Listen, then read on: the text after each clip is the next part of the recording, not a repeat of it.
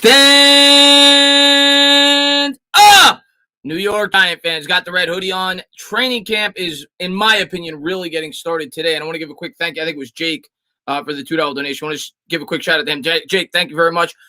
Hello to everybody. Going to say hello to you guys in a second. In my opinion, the first real day of training camp was today. Of course, the New York Giants have been in training camp for about a week now, but this was the first day with padded practices. And I was going to go live today no matter what.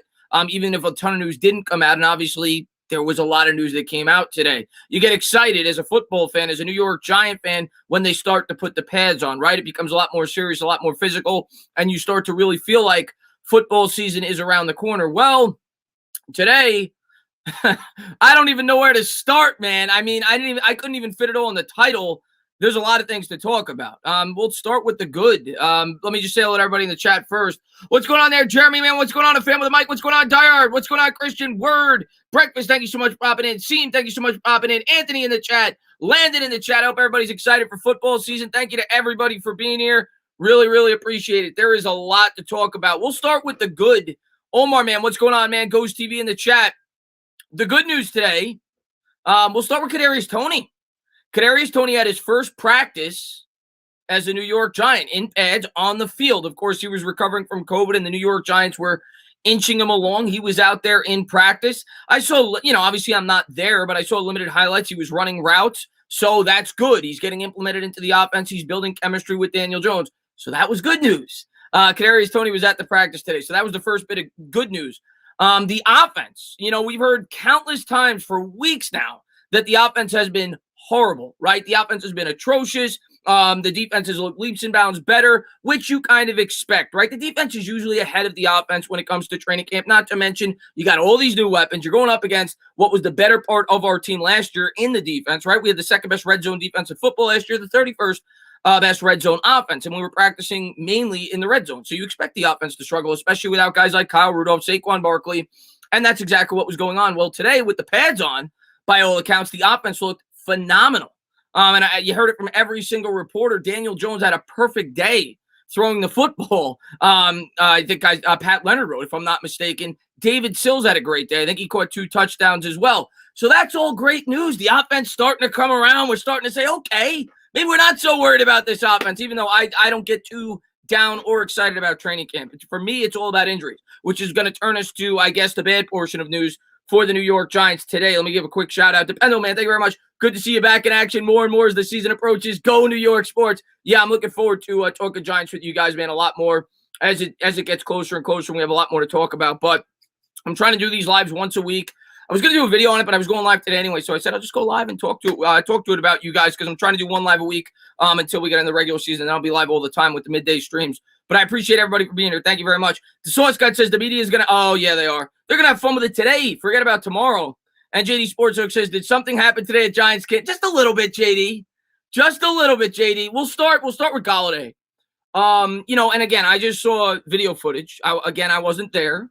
But Golladay was running a route today, and, whatever, clean route, and he came up limping. He was holding his hamstring. So, naturally, all the reporters started going crazy. They started reporting it all over Twitter. The good news, okay, this is the good news. Golladay went up on his own power. They showed videos of him walking to the training facility with a trainer. Didn't even look like he had a limp in his step. He looked completely fine, okay, just by the way he was walking.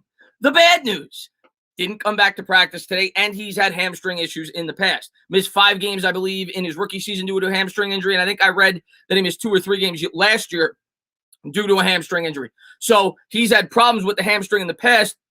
We all know coming into this season that we're nervous about that with Kenny Golladay, right? With his injury history being that he missed 11 games last year. A lot of people said that he kind of sat out because he didn't really want to play with the Lions anymore. But regardless, that's the really bad news of today, and hopefully we get better news with Golladay. I personally don't think it's going to be that big of a deal. I did read that it could be up to 2 or 3 weeks, but this is all estimates.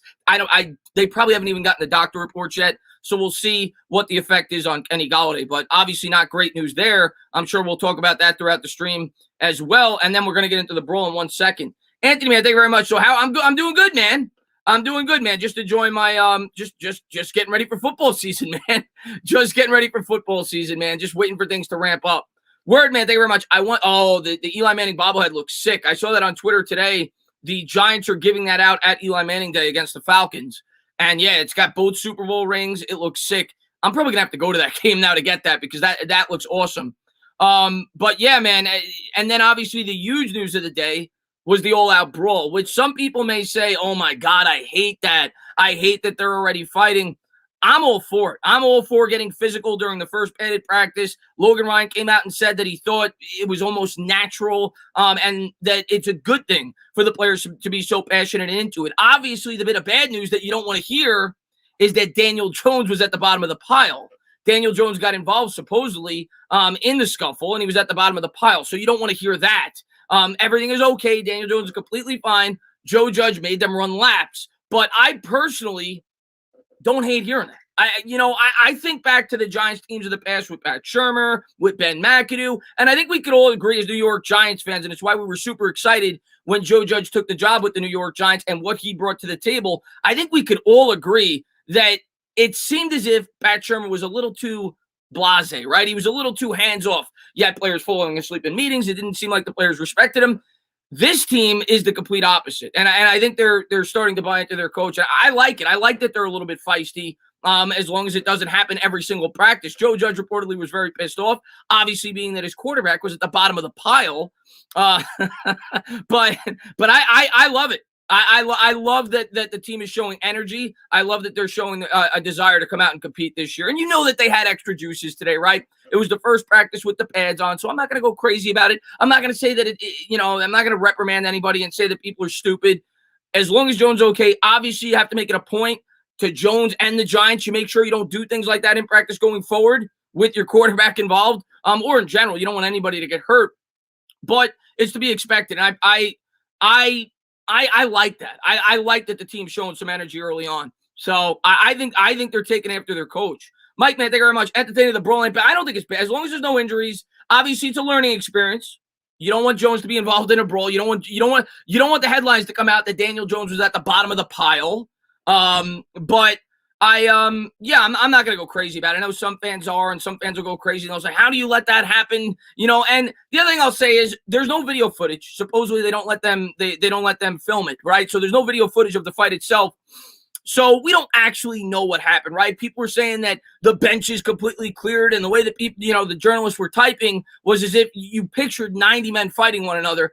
My guess would be there was, a handful of people fighting one another, and everybody came in to try to break it up. That would be my guess, but we'll never know. But it's the first day of padded practice. I expect there to be a little bit more added testosterone.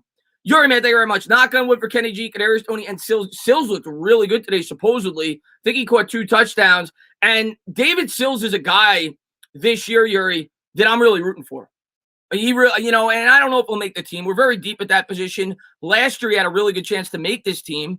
And then, obviously, he got cut like a week before camp because he sustained before camp was over because he sustained an injury. But he's a guy I'm really rooting for. I don't know if he's going to make the team because, you got guys on the back end like Dante Pettis and even C.J. Board, who's very good in terms of special teams, and John Ross. But David Sills is a guy that's worked really hard, and I'm wishing him the best. JD, man, thank you very much. Daniel Jones got the Van Gundy treatment. Yes, he did. Jeff Van Gundy against the Miami Heat. That's what it sounded like. He was getting dragged on the floor. Griggs, man, thank you very much. Players look gassed in the post-training interview. Judge must have smoked them hard. I'm sure he did. I mean, you do stuff like that with a coach like Joe Judge, you're going to feel the wrath of Joe Judge. So I'm sure he did. I mean, by all accounts, I would have loved to have seen the lap. I said it probably was a marathon based on what, the way the journalists were describing how the fight went down. But I love it, man. I love that the player that it's not two-hand touch. We had our last 2 coaches, like I just said, I think we all felt that way, that they were too laid back. I like that we have a disciplinarian as a head coach. I know a lot of people may feel like that's not going to work if the team's not winning. Listen, win then, okay? Win. And we have a young team. You always say you can't teach an old dog new tricks. For the most part, we have a young team, or the veterans that we have here, a lot of them have connections to Joe Judge. It seems like the team's buying in. It seems like the team wants to fight hard for Judge. And I like where we're at in terms of a coaching staff. I love it. It shows, yeah, man, Mike, that's the way I look at it, man. It shows we're going to be feisty, and it shows that they really want to be there and they really want to compete. And everything you heard this offseason is that we were working together, trying to get better. The cornerbacks had their own little thing going on. The quarterback and the receivers had their thing going on. The offensive linemen had their thing going on. It seems like this team is really built in this year. Borden, I should say. Word, man. Thank you very much. Did you see Jason Garrett was wearing a shirt that said, I did not see that. I did not see that. He would be the last person on the New York Giants coaching staff that I would picture would wear a shirt that said fight on it. They had sprints, not laps. Yes, I read that as well, Samir. I read that as well, that it was like 100-yard sprints, not laps after the fact because he was so pissed off. So I love it, though, man. I love it. Nikki, what's going on? Glad to see you in the chat. What's going on? Adam, man, how concerned are you with Galladay's injury? I mean, of course, you're always going to be slightly concerned. You know, what's going on, Nick the Wick, man? Thanks for popping in. Great subscriber. Looking forward to meet you. You're always going to be slightly concerned, you know, when you hear that one of your most important players on your football team went down with an injury. But what I will say is, after I saw the video footage, after I saw how he responded, to me, and again, I'm not on the field and I don't know what's going to be reported, it doesn't look bad. To me, it looked like maybe he had a Charlie horse and the New York Giants were being cautious. They didn't want to risk further damaging a potential injury. But we'll see. You've got to get him on the x-ray. Obviously, Galladay's very important to this offense this year. We brought him in. We paid him all that money. He's our number one wide receiver. We can't afford for him to miss games for a guy that's had an injury history in the past. So, yeah, of course, you're always going to be a little bit worried. That's the biggest thing. I talk about it all the time going into training camp. Get out of training camp healthy. You know, a lot of people will buy into the news. They'll get nervous about this. They'll get excited about that. For me, I just want to know about the injury report. Obviously, you get excited about some of the positive news, but I don't read too much into it. I don't know about the injury report. I want this team to get out healthy. And, yeah, Kenny Golladay is one of the few players on – well, there's many players on this team, but one of the main players on this team that we could ill afford to miss anytime this year. You know, I would say on the offense, Thomas, Jones, and Golladay are probably our three most important players. Obviously, we need our left tackle. Completely healthy going into the year, your quarterback and your number one wide receiver, along with Saquon Barkley. And we'll see when he's, you know, obviously I think he's going to be a little bit limited. Hopefully not, but I think he could at least potentially be a little bit limited to start the year. But I would say Golladay, Barkley, Thomas, and Jones are our four most important pieces on the offense. JD, man, thank you very much. McKinney, chance to be special, Adoree X Factor. Yeah, I mean, I think a lot of people, JD, are, and by the way, if you guys haven't done so, please check out JD Sports Talk. That guy's awesome. I think a lot of people think that McKinney could be the breakout player this year on the defense, and we'll see. I think we were all super excited about him last year. Obviously fits the scheme very well. Versatile player. You can move him all around. I'm excited to get to see him in a full season this year with the New York Giants. Yeah, I think he could potentially be a breakout player on the defense this year. The X factor is 1,000%, and I've been saying it for a while. 1 trillion% Adoree Jackson. He is the X factor on this defense this year. All you had to do was watch the New York Giants last year and see how limited we were as a defense because of our poor corner play on the other side and how limited it made us in terms of being able to get after the quarterback. If Adoree Jackson is an upper echelon cornerback this year, the New York Giants are going to have a top 5 defense in the NFL. And that, to me, has been the most encouraging thing so far in training camp overall. You've heard about Adoree Jackson countless times. You've seen clips of Adoree Jackson all over Kenny Golladay. You've seen clips of him all over the football field, and supposedly he looks great. And if Adoree Jackson is a top 15, 20 corner in this league, opposite James Bradbury, with that secondary, with the mastermind, at least in my opinion, of Patrick Graham and his ability to create pressure, that's going to be dynamic, this defense this year. So I think that's been, at least in my opinion, the most encouraging thing to come out of camp so far has been Adoree Jackson. He's going to be huge for this football team this year and this defense. PJ, man, thank you very much. Stand up. Yeah, Tony was back out there today. I mentioned that briefly at the top of the stream. It's great to hear, man. I didn't get to read any of the reports in terms of how he did. But just the fact that he's out there catching balls from Daniel Jones, running his routes, it's important for a rookie to get acclimated to his quarterback and the offensive system. So you love to hear that. I saw him running a couple of routes in terms of the clips on Twitter. It's just great to see that he's out there. He's a guy that I am so interested in this year in how the New York Giants are going to utilize him in this offense because it's a crowded wide receiving core. And obviously we all hope Kenny Golladay is healthy, but you look at Golladay, Slater on the outside, Shepard up the middle. How are they going to utilize Kadarius Toney? And you know they will. They're going to have plays set up for him. He's a first-round pick. They're going to get creative, but he could be a real mismatch nightmare for some defenses this year, and I'm excited to see it. Amit, man, thank you very much. Love the fact Logan Ryan called out Mr. Butterfingers, Evan Ingram. Love the energy, but yeah, of course we don't want any energy. I mean, you never want any injuries, right? Like I just said, that's the most important thing going into training camp. None of us want any injuries. Make sure they get out completely healthy. But it was just funny that somebody on Twitter actually said, oh, Evan Ingram actually caught something. He caught a punch. But no, but yeah, it seems like they made up after the fact. I like what Logan Ryan had to say. He sounded like a leader. I guess Evan Ingram and somebody on the defense got into a little bit of a scuffle, and Logan Ryan was sticking up for his teammates. So, you love to see it. You just hope everybody's okay. I do like the adrenaline, though, and the energy with this New York Giants football team coming out today. Adam, man, thank you very much. Who do you think will take a step down this season? Yeah, so somebody's asked me that, and it might not be a popular answer because everybody wants to talk about, like, the offense. It's impossible. I'm not going to pick anybody in the offense because the offense sucked last year. So nobody in the offense has taken a step down. If you look at the defense, I mean, you could say Leonard Williams, maybe. I mean, he had a career year last year, right? James Bradbury kind of had a career year. I guess those are guys that maybe you fear may not be able to match what they did last year. I think they're going to have great years. But the one guy that I'm a little bit worried about, and I've said it now, I think I said it last stream, that nobody's talking about because it's, it's not the sexy position, Graham Gano. I think Graham Gano last year, it's almost impossible to match what he did. Last year, I think he missed 1 or 2 kicks. He was a near Pro Bowl kicker. He should have been a Pro Bowl kicker. He was fantastic. If I had to pick one guy in this team that I fear not matching his production from last year that could affect this team, it would be Graham Gano. And a lot of people forget about the kicker because it's not the guy that scores touchdowns, but it's a very important position. What type of dog? She's a mutt, Juice WRLD. She's a mutt. She's a mutt. I don't know what breed she is. She's a mutt. Grim, man, thank you very much, man. I appreciate it. With this roster, if they go anything less than 10-7 and miss the playoffs, something went wrong. Well, it's Grim. Listen, it's football. It's a game of injuries. Anything can happen, and we'll see. The team's got to stay relatively healthy. We'll see. But obviously, the big question mark for me, Grim, is the offensive line. That's the biggest question mark. If the offensive line is good, the New York Giants are going to be good. I firmly believe if the offensive line is good this year, Daniel Jones will be good enough to orchestrate a good offense for the New York Giants with the weapons that he's provided. Comes down to the offensive line. If the offensive line is horrendous, it's going to be hard to win more than 7 games.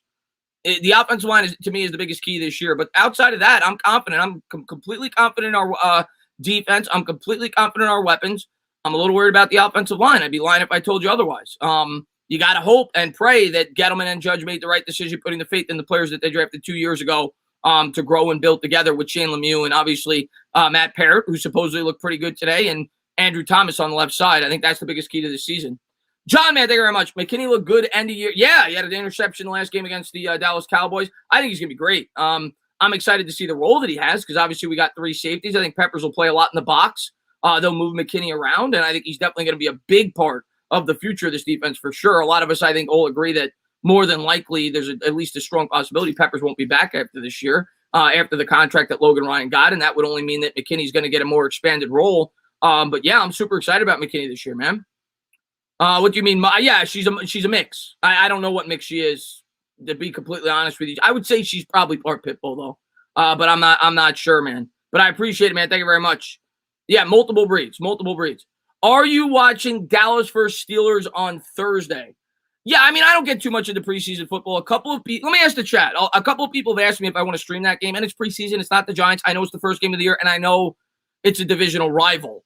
So if you guys want to hang out, we could talk some Giants football. We'll watch the Cowboys, even though the starters aren't going to really play. Yeah, I'll gladly call that game. It's not like there's much going on. I watch the Mets, but if you guys want, we'll hang out. I'll stream it. We'll watch the game. Like I said, you're not going to get much from that game. The starters aren't really even going to play, but I have no problem streaming that game with you guys, hanging out with you guys, watching the Cowboys game. I plan on doing a lot of NFC East games this year, whether it's the Cowboys, Washington, the Eagles, whatever else. So I'll do it. I'll hang out with you guys. We'll stream the game together. Yeah, I'll do it. I'll definitely do it. And I'm doing the Cowboys opening weekend as well. Let's see what we got against the Tampa Bay Bucks. Adam, man, thank you very much. Yeah, I'm going to the Eagles game.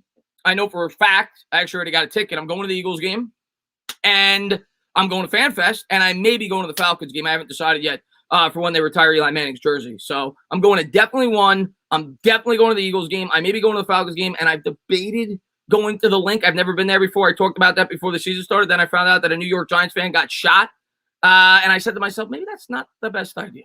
But we'll see. What's up there, Jarvis Juice Man? Glad to see you, buddy. Andrew says, do the meetings happen before or after the practices? Well, you mean the press conferences? The press conferences happen both before and after. Joe Judge actually addressed the media before practice today, and then I think they talked to him again. I don't know if Joe Judge talked after, but I think players talked after, and maybe Judge did as well. But yeah, they have press conferences before and after. In terms of the team meeting, I'm sure they had a team meeting after today with the scuffle and everything else after the practice.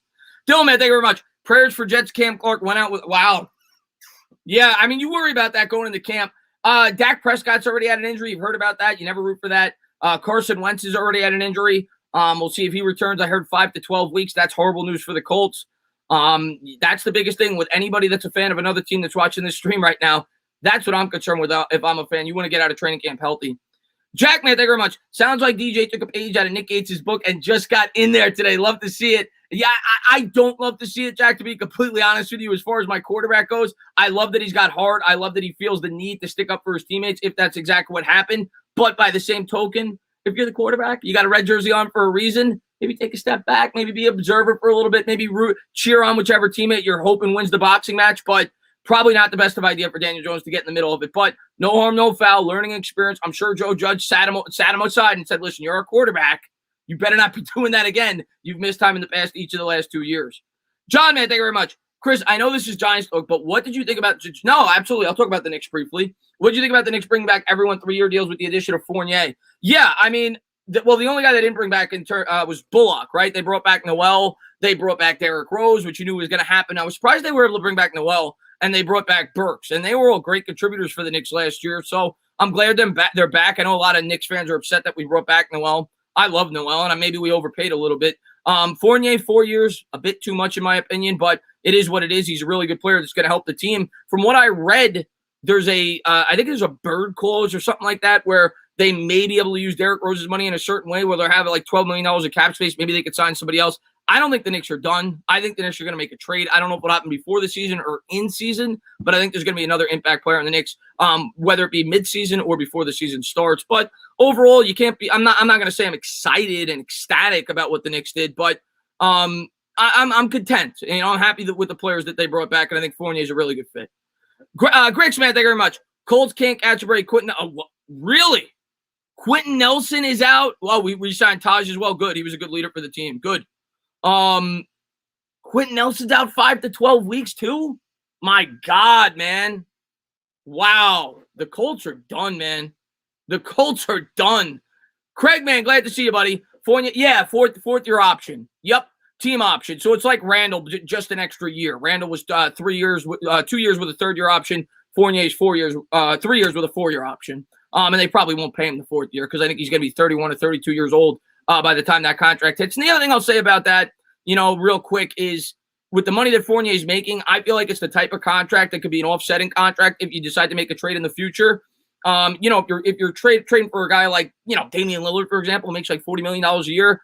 He makes like 20. So that'll kind of tie into some of the salary cap. He could easily be involved in a trade down the line. MD, man, what's going on, man? Thanks for popping the stream. Don't look up. I saw that, Slime Boss. I didn't look it up, but somebody in my Discord told me. Told me what it is. What's the news on the Giants, Chris? Angel, man, glad to see you, buddy. What's going on, Fabian? I mean, real quick, I'll go over it again real quick. The good news, Kadarius Toney was on the practice field today. He was catching balls. I saw some highlights. Obviously, I'm not at the practice. I can't tell you, how great the guy looked, but he was at the practice field. He was catching balls for the first time in pads. It was the first padded practice today for the New York Giants. Daniel Jones had a perfect day in drills, literally perfect, had a perfect completion percentage. It was the first day where the writers really gave a rave review for your quarterback, Daniel Jones, which is fantastic news, right? So that's the good news. The bad news, Kenny Golladay suffered an injury today. It was a hamstring injury. He walked up on his own accord. He didn't have any help, and they showed a video of it. He looked like he was normally walking to the training facility, so it doesn't look like a big deal, but he's had hamstring problems in the past. I think he missed 2 or 3 games last year due to a hamstring, and he missed 5 games in his rookie season, they said, due to a hamstring. So he's had that problem in the past. I hope it's just a cramp. I hope it's just a Charlie horse. And then, of course, the huge news today is there was an all-out brawl with the New York Giants that I think was started between Logan Ryan and Evan Ingram.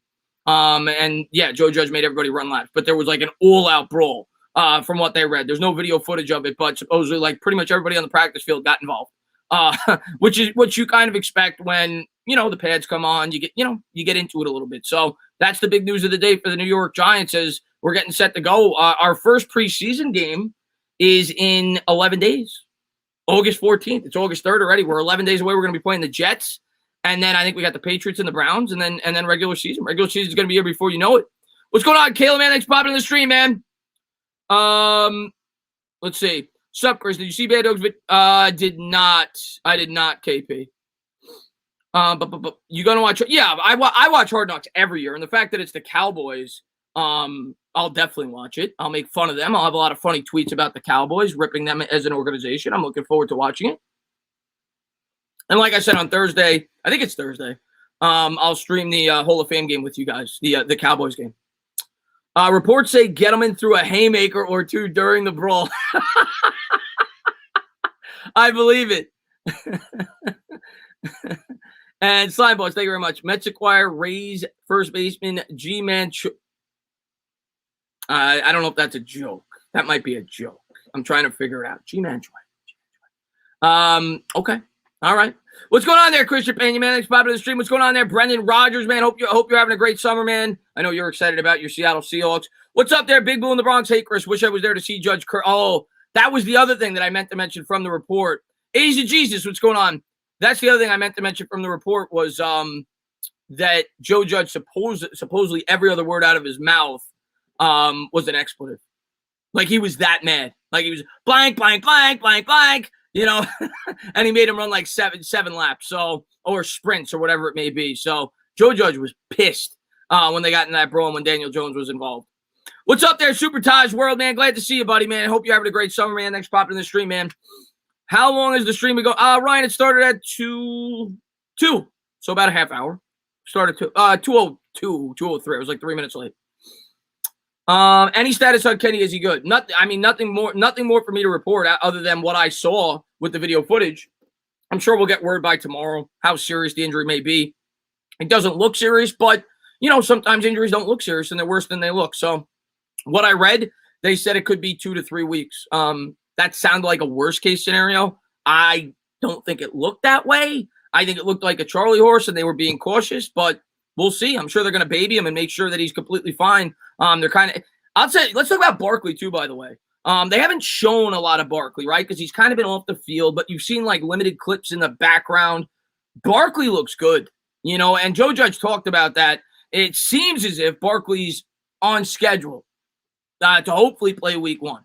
Barkley supposedly looks very good in the videos that I've been able to see from the distance. He looks like he's cutting well, looks like he's in really good shape. Obviously, you can't simulate contact, and we'll see if Barkley's ready to go week 1. But that, I think, is at least moderately good news, that Barkley looks like he's getting there at a bare minimum.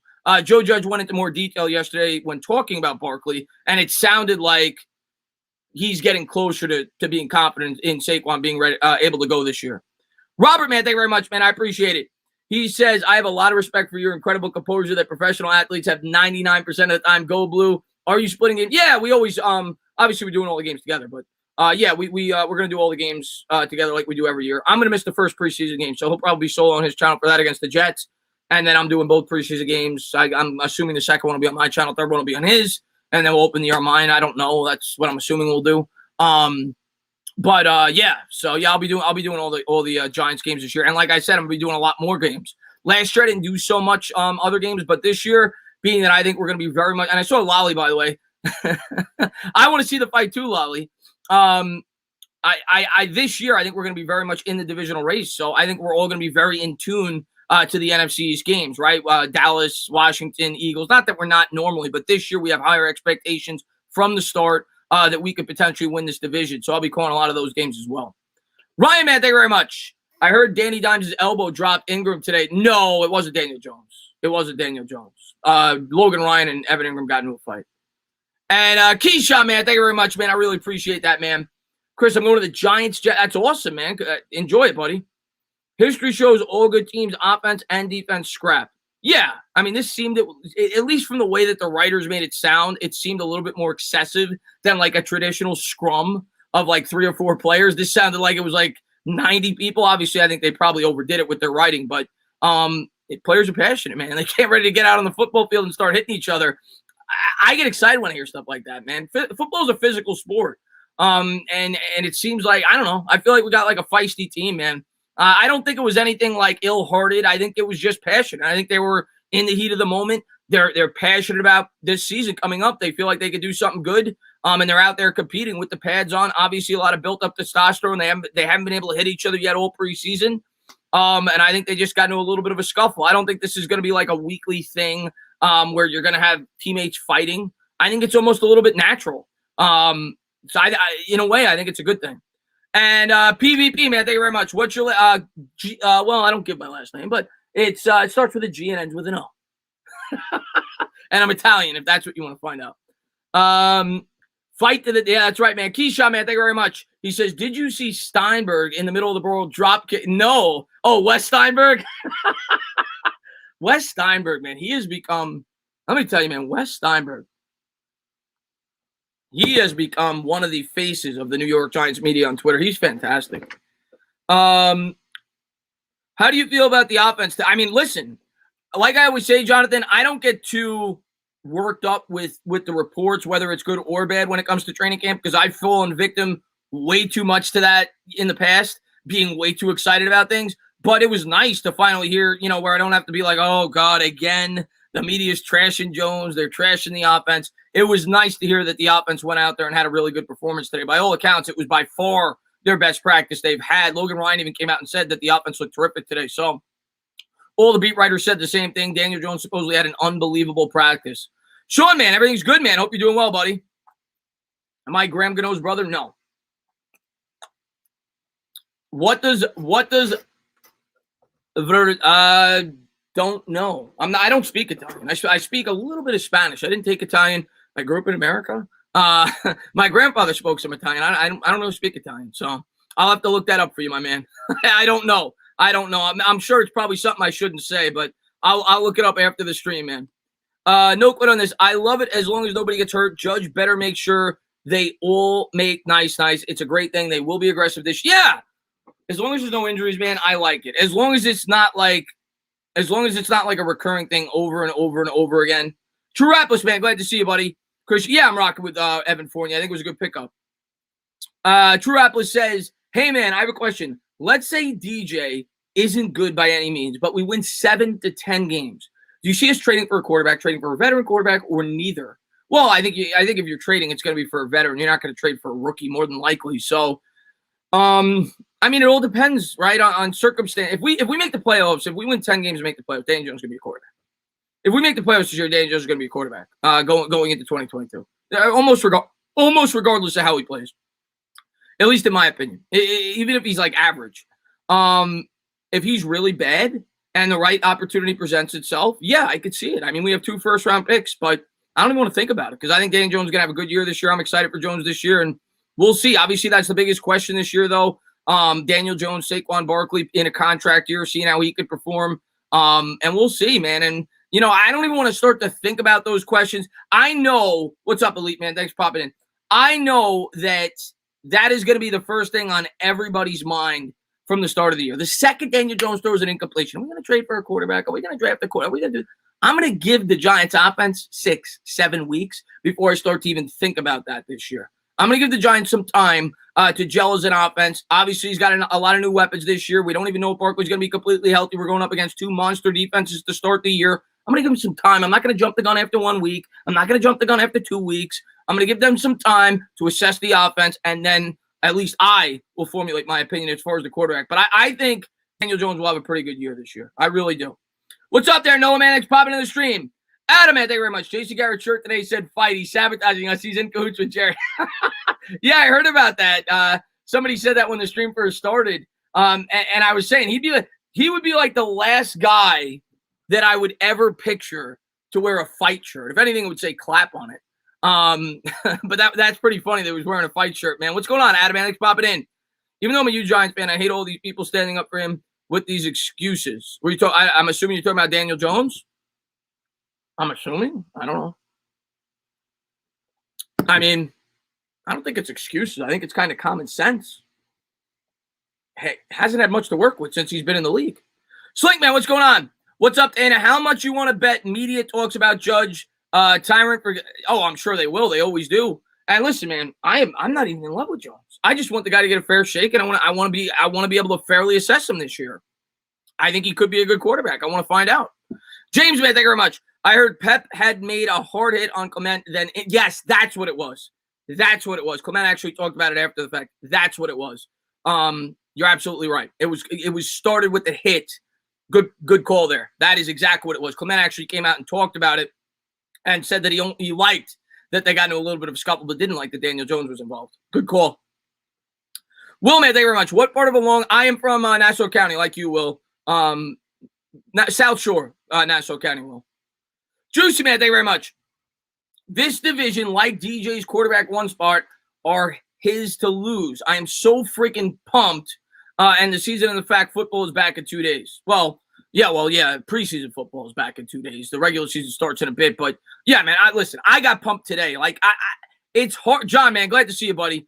It's hard for me to get like super pumped during training camp when all you're doing is reading reports. You're not getting it. Yeah, obviously you're excited because you know football's around the corner, but you're not getting to see anything, right? Preseason is when you really first start to get to see the team.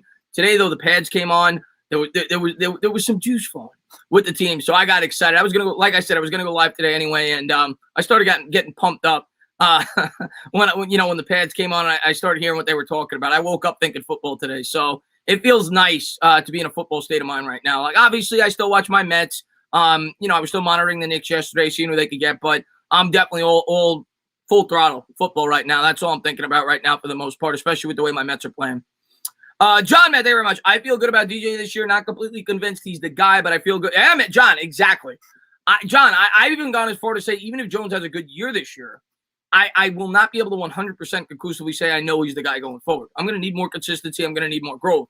But I do think he's going to improve this year. And let's see if I'm right. Maybe I'll be wrong. If I'm wrong, they're going to move on. Let's see.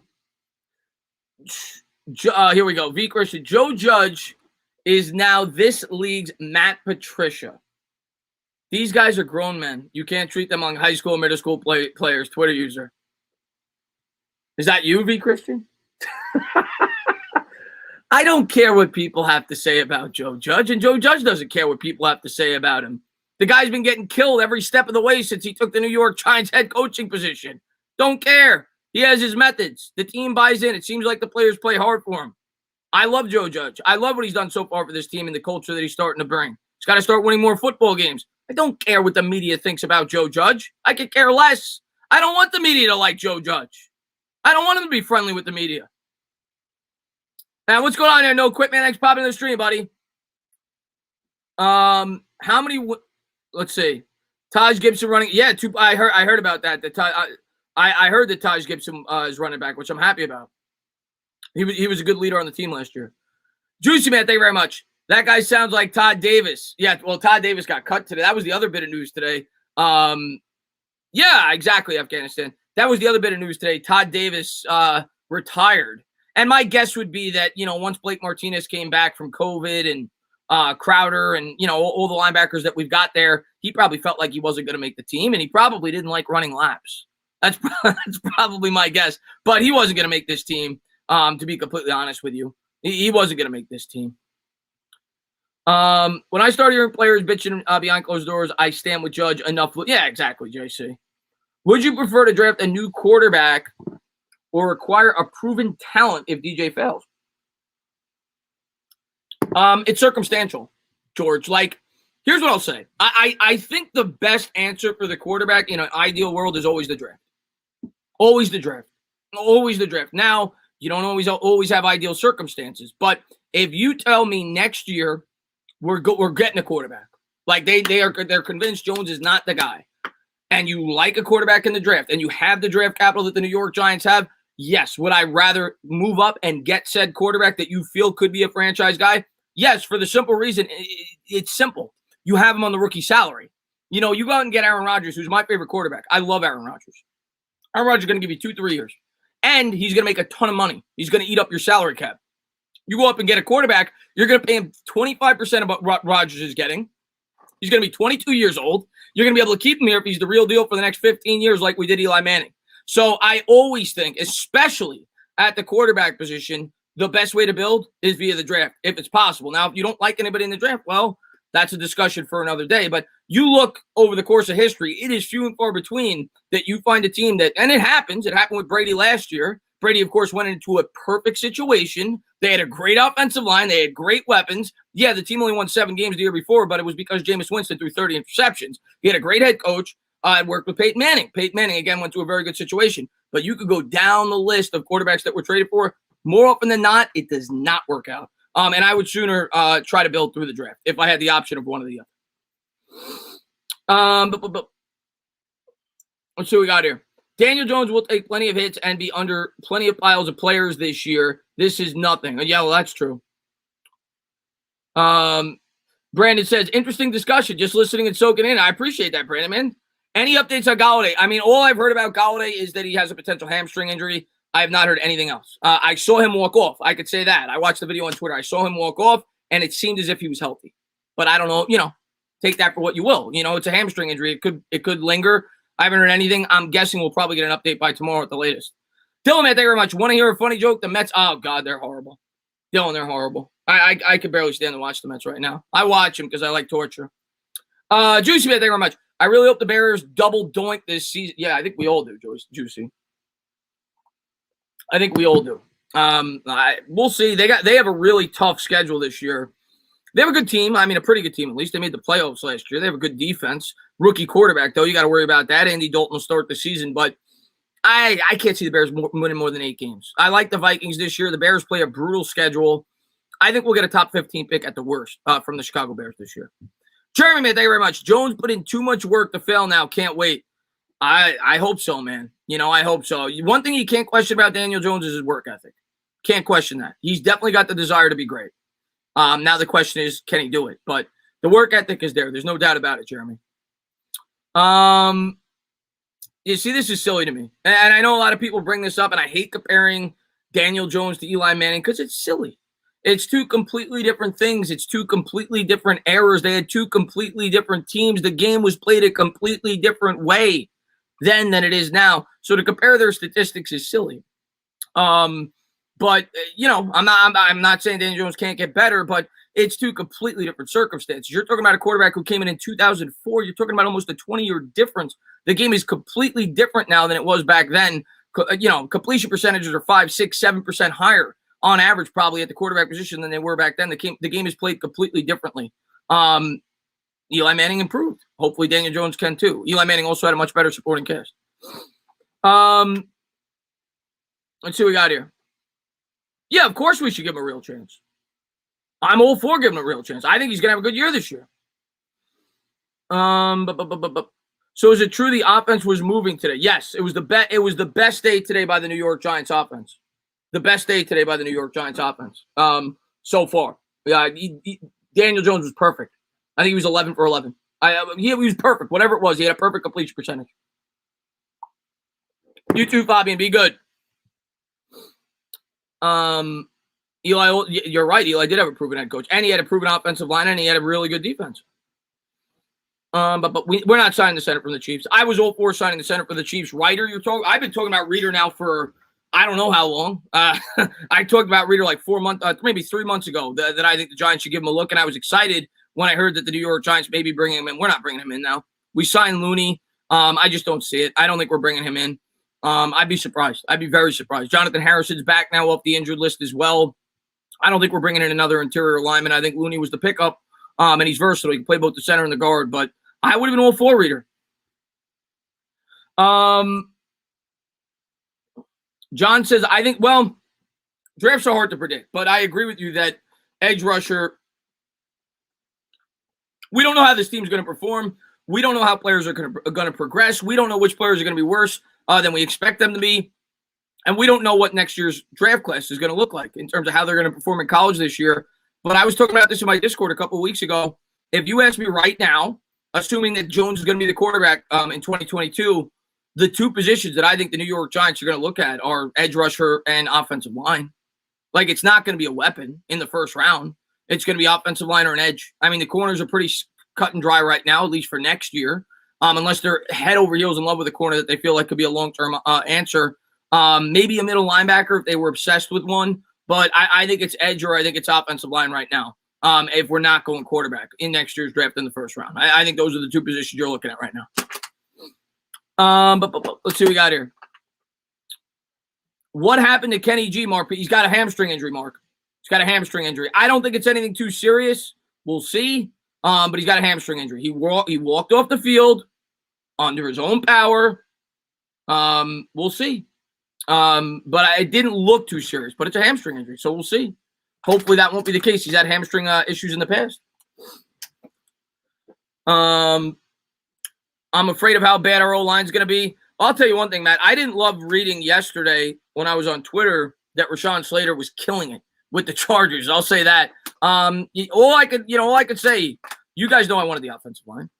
I don't hide that. I always want the offensive line. I've been a Giants fan for the last 25 years, and I've seen how much an offensive line can mean to this team. You guys know I wanted Slater. You guys know I wanted to go line.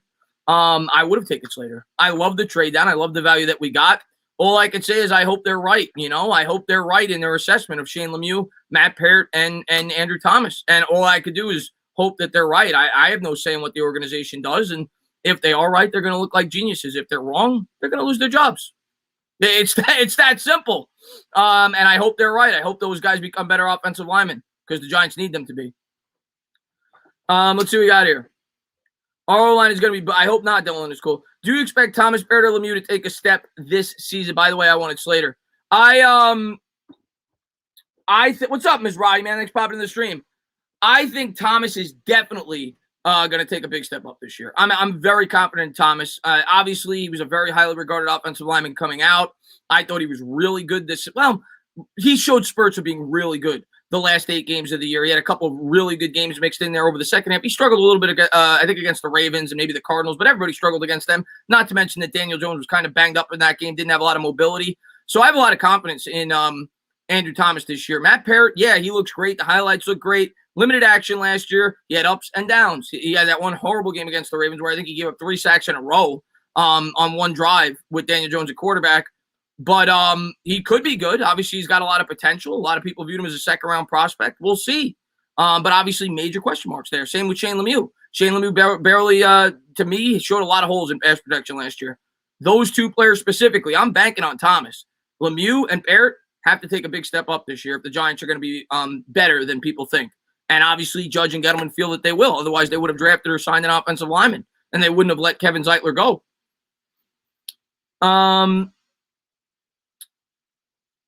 What's going on? Thank you guys for popping in the stream, man.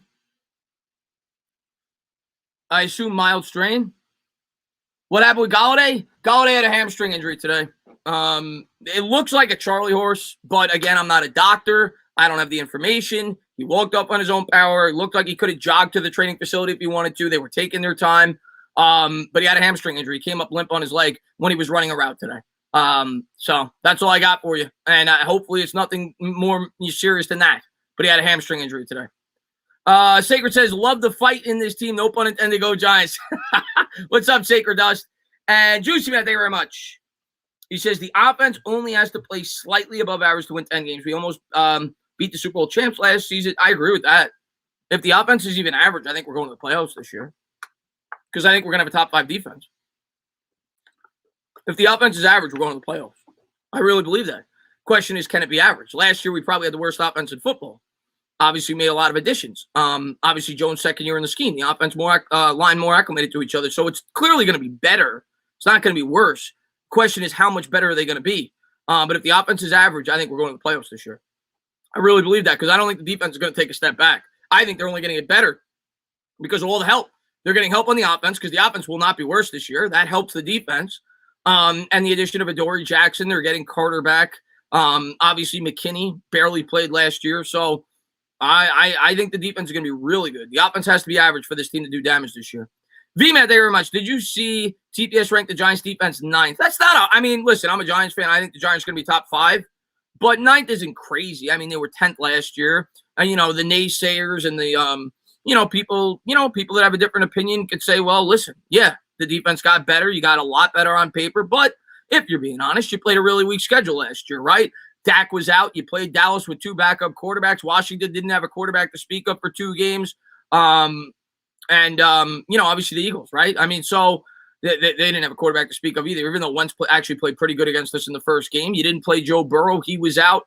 The naysayers could say that. You were kind of fortunate with some of the teams that you got on your schedule last year when you got them, so on and so forth. So I think they're going to be better than that, but I'm not going to kill somebody that thinks we could be 9th. Will, man, thank you very much. PFF as our O-line at 32nd. Is PFF relevant to me? What's going on, Sam Dog, man? Thanks for popping in the stream, man. I think PFF it's much like analytics in baseball, where like I feel like if you use analytics properly in baseball, I think they're a useful tool, and I think it's the same thing for PFF. But I think for people that just use PFF strictly to judge how good a player is, I think that's wrong. I think it can be used as a tool. I think the offensive line specifically, it's probably the best position to use PFF for, because outside of game film, which most people aren't going to know how to study, at a high level rate, how else are you going to judge an offensive lineman statistically? So, and a lot of people, that's how they measure their offensive linemen. And somebody kicked this guy out. Hold on. What's going on, King? Sean Manning's popping in the stream. So I think for offensive linemen, it's probably the best tool you can have outside of film. And I think that's what most people use it for, is for offensive linemen. But in terms of like the quarterback, and no, it's a tool. I don't measure quarterbacks based on that. What's going on there? Jarrett Manning's popping in. Marjorie says, looks like Steelers' Pat Fryermuth injured a shoulder. He's out and has an ice bag on his right shoulder. Really? He was a guy that a lot of Giants fans wanted this year, the tight end out of Penn State. That's bad. What's going on there, MVP? Manning's popping in the stream, buddy. Do you think the roster size increases? I missed it. JT, man, thank you very much. Heard they roughed up the man. Nah, they didn't rough him up. He was at the bottom of the pile, but he's completely fine. He was doing post-practice interviews after the fact. He was at the bottom of the pile, which was the headliner. You never want your quarterback to be at the bottom of a fight, especially in training camp. But he's completely fine. It was mainly Logan Ryan and Evan Ingram, it seemed like, were the guys that had the most, action in the fight. George, man, thank you very much. I think the weapons will really help the offensive line by the second half of last season. The Ravens, Browns, etc. I agree with that. Or at least that's what you got to hope. You bring up a great point. The Cardinals as well. And I think some of it, George, had to do also with the fact that they knew that Daniel Jones wasn't a threat in terms of his mobility because he was hurt, right? He got hurt, I think, in the Bengals game. And when he came back, up until maybe the Cowboys game, the last game of the season, he wasn't near himself in terms of his ability to run and scramble. And that came out after the fact. In the offseason this year, they said that Daniel Jones wasn't near 100%. So I think teams kind of just pinned their ears back and they sent like 7-8 guys in those games. So the offensive line didn't have much of a chance. So, yeah, you have to figure with a better offense around Daniel Jones, better weapons, they have to honor that. They can't send 7-8 guys every play, and that should help the offensive line 100%. Not to mention the addition of Kyle Rudolph could help it as well. He's obviously a very good blocking tight end. And let's see what we got here. What's up, Vin, man? Glad to see you, buddy. This team should look completely different than last year, to be honest. Yeah, I agree with that. The offense, for sure. The defense, you hope it at least matches last year. I think it's going to be better, but you hope it at least matches it. The offense should be better. Can Andrew Thomas be better than Rashaan Slater? I mean, I hope so. He better be. He better be, because we took him 4th overall, and we could have taken Rashaan Slater at 11, and we didn't take him. So he better be better than Rashaan Slater. Obviously, Rashaan Slater is going to get great write-ups. He's a rookie. You kind of expect that, so we'll see how he does in his rookie year. He's playing left tackle, which a lot of people actually felt he'd be better suited to play interior offensive line at the guard spot. But obviously the Chargers, I guess, needed a left tackle on their offensive line. At the Giants drafted him, he'd probably either be playing right tackle or one of the guard positions. But Thomas better be better. I mean, with what we invested in Andrew Thomas. We are going to miss Dalvin. I agree. I mean, whenever you lose a good player, you're going to miss them. But, and we'll see. I love Dalvin Tomlinson. Dalvin Tomlinson is one of my favorite players. You go back, watch any of my streams from 2 years ago, 3 years ago, I'm constantly calling his name out, saying he's an underrated player, captain of the football team. But by the same token, going into last year, I knew Dalvin Tomlinson more than likely wasn't going to be back. I was a big fan of Leonard Williams going into the year. I thought he was going to fit the scheme very well. I didn't predict 10.5 sacks, but I thought Leonard Williams was going to have a good year. And being that Dave Gettleman traded for Leonard Williams, and being that he had no attachment to Dalvin Tomlinson, and seeing what the New York Giants have done with interior defensive linemen in the past, I pretty much knew Dalvin Tomlinson wasn't going to be back. Will he be missed? Yes. But Leonard Williams, in my opinion, would have been a lot more missed. I think Dalvin Tomlinson is replaceable, more replaceable than Leonard Williams. And I do think we have a strong enough defensive line to overcome it. I think we have a pretty damn good defensive line, even without Dalvin Tomlinson. Between Leonard Williams, between Dexter Lawrence, between B.J. Hill, Austin Johnson. I think we have a pretty good defensive line, even without Dalvin Tomlinson. But I love Dalvin. He was one of my favorite players on the team. What's up, 11 Man X popping in the stream? Golladay out. Is that official, Mizrahi? See, I read that he could have been out 2 to 3 weeks. Is that official now? He's out 2 to 3 weeks? It's bad news if he is. I mean, it sounds like he'll be ready for the regular season, but you're talking about now his inability to have chemistry with Daniel Jones. right? I mean, that's important in training camp. New wide receiver, new quarterback. So if that's the case, that's obviously bad news. V-Man, thank you very much. Best Eli Manning meme is the Dos Equis meme. I don't want to win Super Bowls, but when I do, I beat that. That one's up there. I like the ring one, personally, when he flashes the ring in the middle of Manhattan. Not official. Okay, we'll see. Dennis, man, thank you very much. DJ, his first 2 seasons are statistically better than both Eli and Josh Allen as a passer and runner. He had a deep ball and can run. I think DJ's going to have a good year. I'm not going Josh Allen. Yeah, I hope I'm wrong. I know a lot of Giants fans are saying Josh Allen, he's going to be Josh Allen. I hope I'm wrong. Like, Josh Allen last year threw 37 touchdowns, and he had 5 rushing touchdowns. So he had 8 rushing touchdowns. So he had 45 combined touchdowns. Am I going to put those kind of expectations on Daniel Jones this year? No. If he does that, listen, sign him. Give him the contract extension. I think Daniel Jones is going to have a good year, though. I'm not putting Josh Allen like expectations on, but I do think he's going to have a good year. J-Man, thank you very much. What's up, Chris? If Barkley goes down again this year or isn't himself yet, how much faith do you have in our backup running backs? I mean, Jay, here's what I'll say. I think last year the New York Giants demonstrated they could get by. I think our backup running backs are easily just as good as last year's. Wayne Gallman was great for us last year, but I think Booker could fill that void just fine. They showed they could get by. But without Barkley, yeah, we could run the football. We could jam the ball down your throat. But what Barkley does for the passing game, I think a lot of people don't give him credit for. And not even if he's not even necessarily catching the football, his threat in the backfield and the attention that defenses have to put on a weapon like Saquon Barkley, they ain't doing that for Devontae Booker. They ain't doing that for Wayne Gallman. It opens up the entire playbook when Saquon Barkley's in the lineup. So, yes, do I think we could still run the ball at a pretty effective rate with Barkley out of the game? Sure. But do I think it takes a lot away from in terms of the passing game and the explosive ability of this offense if Saquon Barkley is not 100% healthy and in the lineup? 1,000%.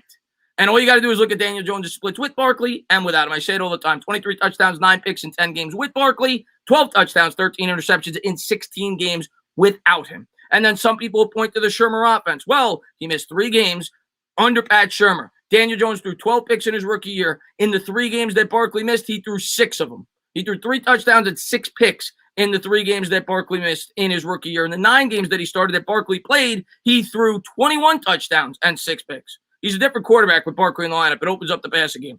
Deception, man, thank you very much. One player I'm excited to watch is Sandro. I don't think he's going to make the team. I know that Sandro Platzkummer is like this. It seems like he's like the most like a fan favorite, man. And I guess maybe because he's from a foreign country and he's an underdog, whatever it may be. I don't see how Platzkummer can make this team, man. I mean, it would be a great story. I'm rooting for him. I root for everybody. I don't see how he can make the team. I mean, the Giants just went out there. They signed Alfred Morse. You got Devontae Booker. We drafted Brightwell. You got Eli Penny. Barkley's, of course, going to be on this team at some point. I don't see how Platzkummer makes the team. I'd love for him to do it, but I just don't see it. What's up, the Hardaway, man? Thanks for popping in the stream, man. Inferno, man, thank you very much. What's good, Dana? Been a while, man. Hope you're doing well. And also, I actually respect Judge for punishing his team. Can't let that happen again. I love Judge.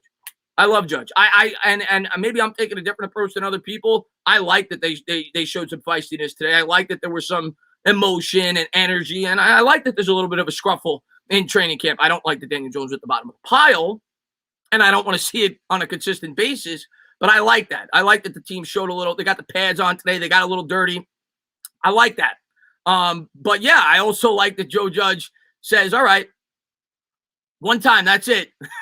and then he made him run all out sprints. So I like the Judge is a disciplinarian. And I like that he keeps the team in check. But at the same token, I also like that the team showed some energy today. What's up there, Pack Rat Man? Thanks for popping in the stream, buddy. We should have kept Gallman. I mean, I love Gallman. I think he's replaceable, but I love Gallman. Gallman was great for this team last year. I think Devontae Booker could step in and do a fine job, though. Why did Golladay get in? He just got injured running a route. Dusk, man, thank you very much. Thanks for popping in, buddy. Dusk is the man. Says, Tana, what are your week 1 prediction versus the Broncos? I mean, we'll see what my team looks like going in, right? If Galladay's not playing, I may change my opinion. And I want to see if Barkley's going to play, so on and so forth. But I think we could beat that team. I honestly think the Giants stack up pretty well against the Broncos. For the simple reason, their defense is really good. They got great corner play. Here's what I'm going to say about the Broncos. And, I've already started to do research because I'm a maniac for like the preview between the Giants and the Broncos, even though I'm not going to start really talking about that for like a month or like 3 weeks. I'm going to have power rankings up in about a week or two, which I'm looking forward to as well. The Broncos over the last 3 years are, I think they were 9-23 on the road, and they're 3-8 on the East Coast. They don't travel very well. Drew Lock does not scare me at all. Their offense, they got weapons, but with Lock at quarterback or Bridgewater, you pick your poison, doesn't scare me. I think the Giants defense could shut them down. The fact that the Giants are at home, as long as the Giants can have an offense like they did over the last 7 games last year where they're able to run the ball, control the clock, and obviously have a little bit more of a big play threat if Kenny Golladay's in the lineup. Don't make mistakes. I think we'll win that football game. I really do. I think we'll win that football game. I think they have to come out with a conservative approach in that game, though. I know some Giants fans may not want to hear that. When you look at that defense, it is ferocious. They've got really good pass rushers. They've got a great secondary. You can't go out there guns a-blazing throwing the ball 45 times against that Denver team. It doesn't play into the strengths of our football team, and it plays right into the strength of theirs. The Giants have to come out. They have to run the ball. Take your shots, but you have to run the ball. And if you run the ball effectively and don't turn the ball over, I think the Giants will get out with a win. Let's see what we got here. Alvaro, man, what's going on, buddy? Will DJ make Josh Allen like? No, I'm going to say no. I think he has a breakthrough this year, but I'm not going to go as far as Josh Allen. I've kind of, and Alvaro, glad to see you, buddy. I've kind of said Mayfield. That's what I think he's going to do this year. Mayfield jumped from year 2 to year 3, and Mayfield had a big jump. Mayfield had a good rookie year, kind of like Daniel Jones, at least statistically, regressed significantly in year 2 in a new scheme with a new coach, and then in year 3, he took a big jump forward. Obviously with a new coach again, with Stefanski, but a very good offensive system. That's kind of what I'm looking for. I'm looking for a Baker Mayfield-like jump for Daniel Jones this year. The PvP, man, they were his name is Kevin. His name is Kevin. I don't know his last name, but it's Kevin. Entertainer Source God. He says NFL Network is ripping. I don't care about that. I don't care about the NFL Network. I don't care what the NFL Network has to say about Joe Judge. They've been ripping Joe Judge since he took the job. They ripped Joe Judge for using tennis balls. They ripped Joe Judge for playing in the mud. They've been ripping Joe Judge since he took the job. I could care less what the NFL Network has to say about Joe Judge. I eat that up. I love it. I love it. What's up there, Johnny Kelly, man? Thanks for popping in. Do you think that Eli's helping DJ? I mean, he's definitely not going to hurt him being part of the coaching staff. Obviously, they're good friends. Learned under the same coach in college.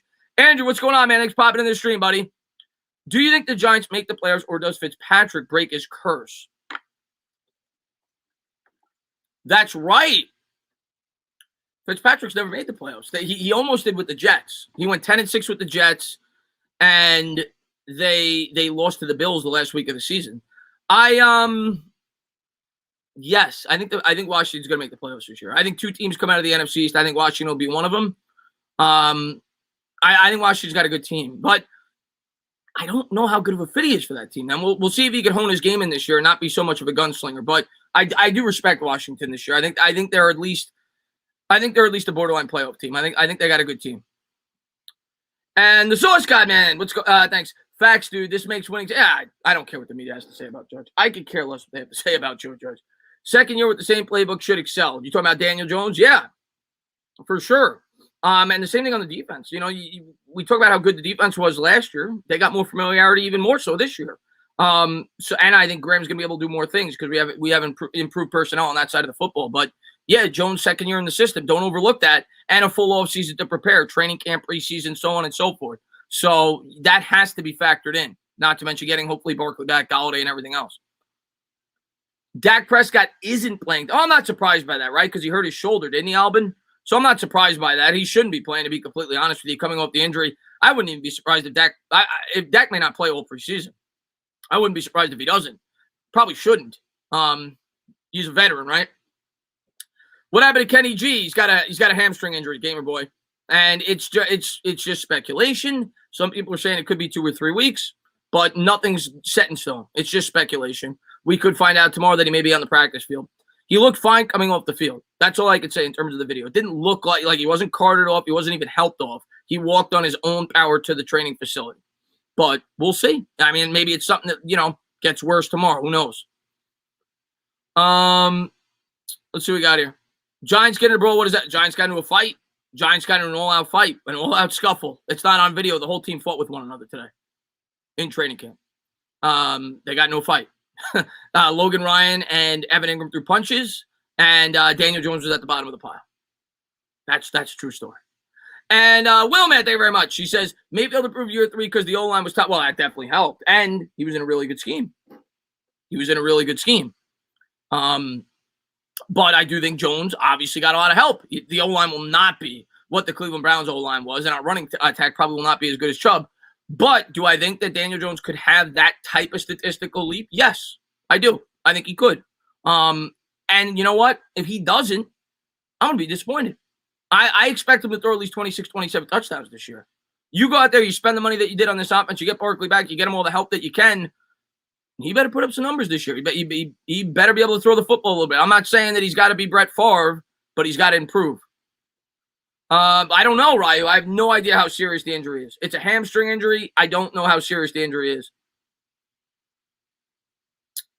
How do you feel about Azeez Ojulari? I mean, I love the Ojulari pick when we made it. I loved the Ojulari pick when we made it. And I think he fits the scheme very well. You could go back, watch, 3 weeks leading up into the draft. He was the edge rusher that if we were going to take one that I wanted. I thought he fit the scheme better than anybody else in the draft class. So I like him. I think he's going to get ample opportunity to be able to get after the quarterback because when you look at our edge rushers right now, Lorenzo Carter, who knows what he's going to be coming off the Achilles. O'Shane Ximines, to my knowledge, is still banged up. And he wasn't really a guy that it seemed like the coaching staff was in love with last year to begin with. Ojulari's a guy that they like, obviously. They took him 50th overall. Like I said, he fits the scheme very well. So I think he's going to get an opportunity this year. I think he's going to play well. I don't think he's like this all-around incredible edge rusher yet, but I think he's got ability. He's got great bend off the edge. You watch any of his highlight clips, any of his film breakdowns, you could see that. It's as bright as day. He's got to work on some of his pass rushing moves, but I like Ojulari. I think he's going to be a nice addition to this Giants defense. Meat Man, what's going on, buddy? Yo, Dana, how you been? Do you think that Saquon is fully healthy and Judge is just misleading? Looking forward to the season, and I appreciate it, Meat Man. Yeah, man, I'm looking forward to being able to put out a lot more content for you guys throughout the season. Yeah, I mean, I'm going to say, here's what I'm going to say, Meat. If the Giants, and this is just me guessing, if the Giants were in a Super Bowl today, I think Barkley could play. Because from what I see on the film, he looks close to 100% in terms of the way he's being able to cut and everything else. Now, of course, he doesn't have pads on. He's not getting hit. That has to be factored in as well. He's coming off an injury. A lot of it's going to be psychological as well. But I think Barkley is closer. Here's what I'll say. I think Barkley is closer to being ready than the Giants are leading on, or they have let on in the past. It seemed like Judge was opening up a little bit last time he was asked yesterday. I think he's going to be ready to go week one. I'm not saying he's going to get a full allotment of touches. I think they'll ease him in, but I think he's going to be on the roster week one. But we'll see. John Man, thank you very much. Why is everyone acting like this was the first time a team has fought during training camp? It happens all the time. Yeah, John, I think it's just because the way that it was described and the fact that Daniel Jones was on the bottom of the pile and the fact that the writers basically made it seem like it was like a 90-man brawl. Like it wasn't like a one-on-one or a two-on-two. They said like the entire team was involved and that Daniel Jones was at the bottom of the pile. So I think that was why it became kind of a pretty big story today. But I you know what it is, man? For me too, man, like I'm a football fan and I'm getting excited for the season to start. And you wake up today and you're like, oh, the pads are coming on. Things are going to start to heat up. The regular season's around the corner. And then you hear about a fight and you're like, all right. Starting to feel like football again. So I think that had something to do with it as well. The fact that it was the first padded practice.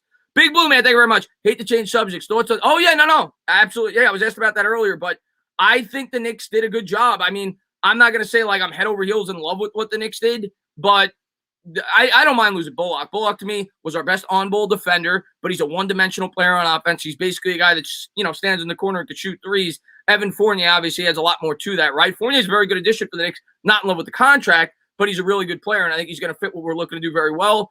And I love who we brought back. I mean, some people argue that Noel was overpaid, but I love who we brought back. Noel was my favorite player on last year's team. Burks was great off the bench. And obviously Derrick Rose had to come back, and we bring back Taj Gibson. We'll see if they do anything else. I still think they're going to make a trade, whether it's before the season or mid-season. But overall, I like what the Knicks did. I like what the Knicks did. I'm not head over heels in love. Obviously, we wanted more of a bigger splash this offseason, but they did what they could, I guess. We'll see if they had anybody else. Adamant, Melo to the Lakers, is that official? I mean, that should happen if it hasn't happened already. I mean, you're talking about a player that now that's, I always like Melo. I know a lot of Knicks fans aren't in love with Melo. I didn't love what Melo did in terms of forcing a trade here, but by the same token, he didn't force the Knicks to make the trade. James Dolan did. And he came here, he produced as a Knick. Hate him or love him, the guy produced as a Knick, won a scoring title. I don't want Melo back here, and it's just as much for Melo as it is for the Knicks. I think Melo coming back to the Knicks would be a bad. I know Knicks fans love him. I like him. And they'd love to see him back in a New York Knicks uniform. But I'm about Obi Toppin. I'm about Obi Toppin progressing and becoming a better basketball player. I don't want to see Carmelo Anthony with the New York Knicks. And if you're Carmelo Anthony, you should want to go to a title contender. Why wouldn't you want to go to the LA Lakers? You're 35, 36 years old. Go out there and win a title. Doesn't make sense to go to the Knicks. What's up there, Dome, man? Thanks for popping in the stream, man. Lakers struggling next year would be asinine with this roster. Yeah, we should not be bringing what's going on, Bobby, man? Glad to see Bobby, man. What's going on, my man? Looking forward to getting to meet Bobby. Hopefully you don't beat me up. He's like 7'10". But I'm looking forward to getting to meet Bobby in like a week. By the way, I am going to be, and I'm going to do a ticket giveaway as well. A couple of subscribers reached out to me. I'm going to do that maybe in like 3 or 4 days. I am going to do, for anybody that has not gotten tickets yet to the Fan Fest, they're free, but you can't get them anymore. I've had a couple of subscribers reach out to me with extra tickets. I want to do a giveaway for people that may want to come. So I saw Bobby did that. I saw a couple of other Giants YouTubers did that as well. So that's something I want to do. But I'm looking forward to getting to meet Bobby. And I'm going to be at FanFest with Bobby and License Plate Guy. We're going to be there at 3 o'clock. He's going to have a tailgate. He's going to have burgers. He's going to have hot dogs. And we're going to be there from 3 to 6 before the gates open. We're going to have a show. And we're going to get to meet some of you guys. It's going to be a lot of fun. It's going to be a tailgate. So I'm looking forward to that. And glad to see you, Bobby. If you haven't done so, go over there. Check him out. Love his channel. He does a great job. Parking Lot G. There you go. You just wrote it. Parking Lot G. Over 200 hamburgers and hot dogs. That's right, man. When the Giants scored a touchdown against the Eagles, Melo to Lakers is a good fit. I'm happy for him, man. I'm happy for him. What game? We're going, Ryan, we're going for FanFest, August 11th.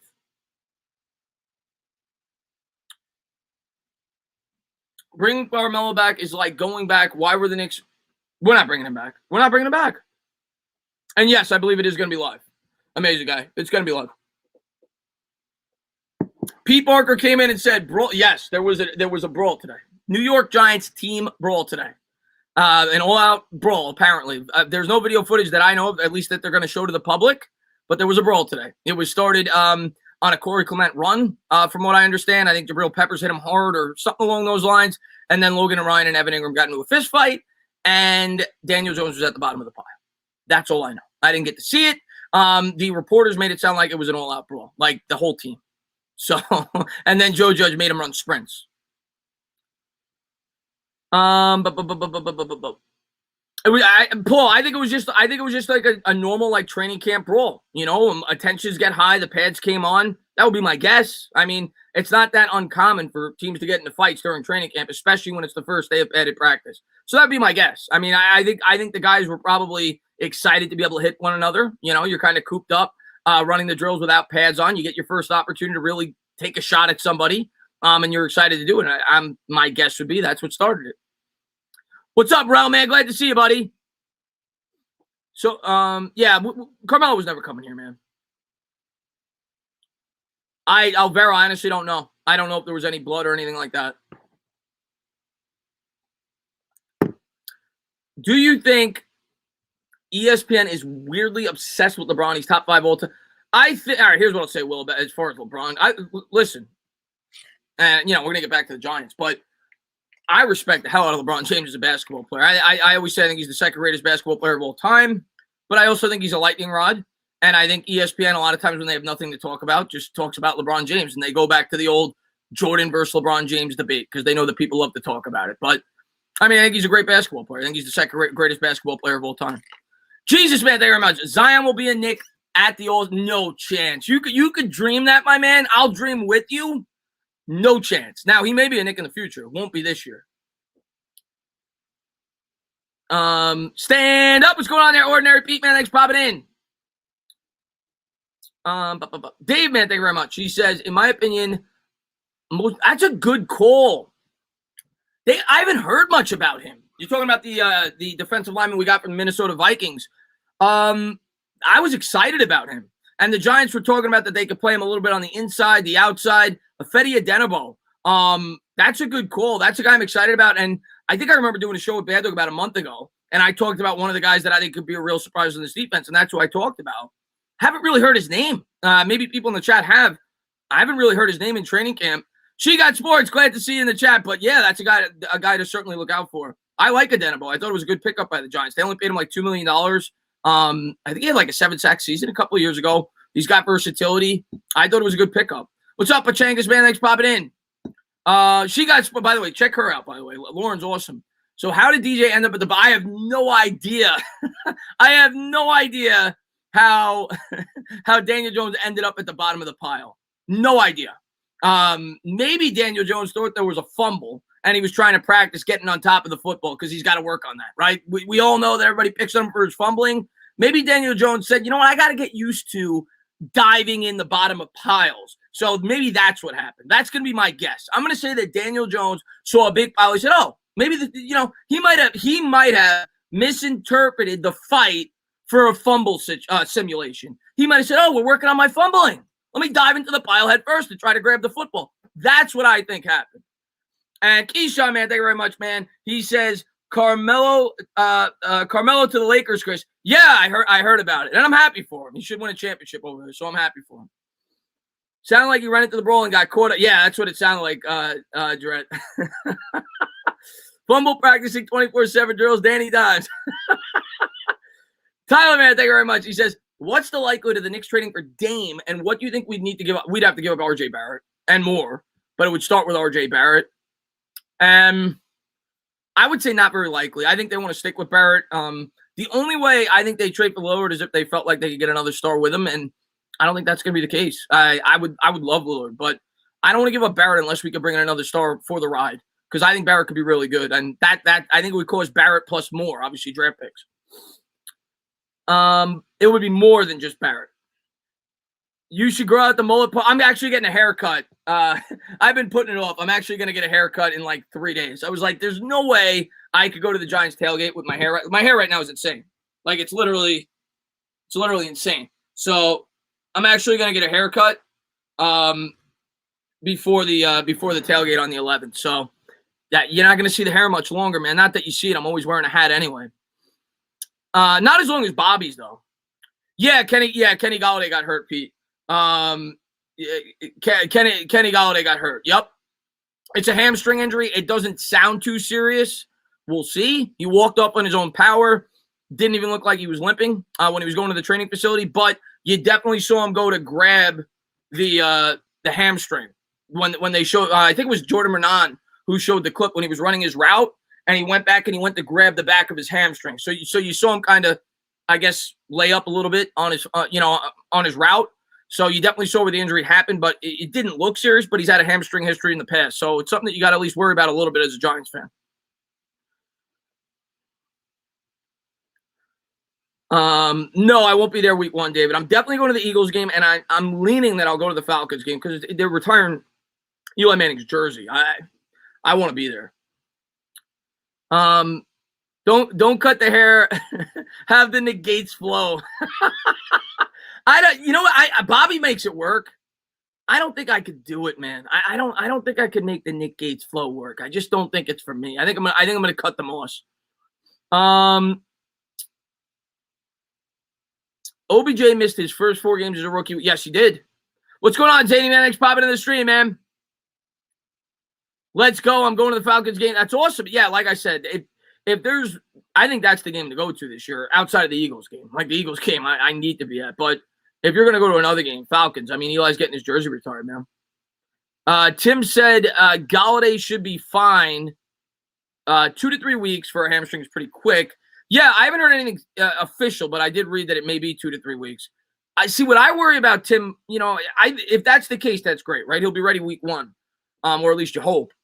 But what I worry about is he's missing time in terms of his, building chemistry with Daniel Jones, right? I think that's valuable for a guy that's never played. They've never played with each other. You want them to get as much exposure with one another as they possibly can. That would mean that he's probably missing the first 2 preseason games as well. So that's bad news regardless if it's 2 to 3 weeks. It's better news than him missing regular season games, but it's bad news.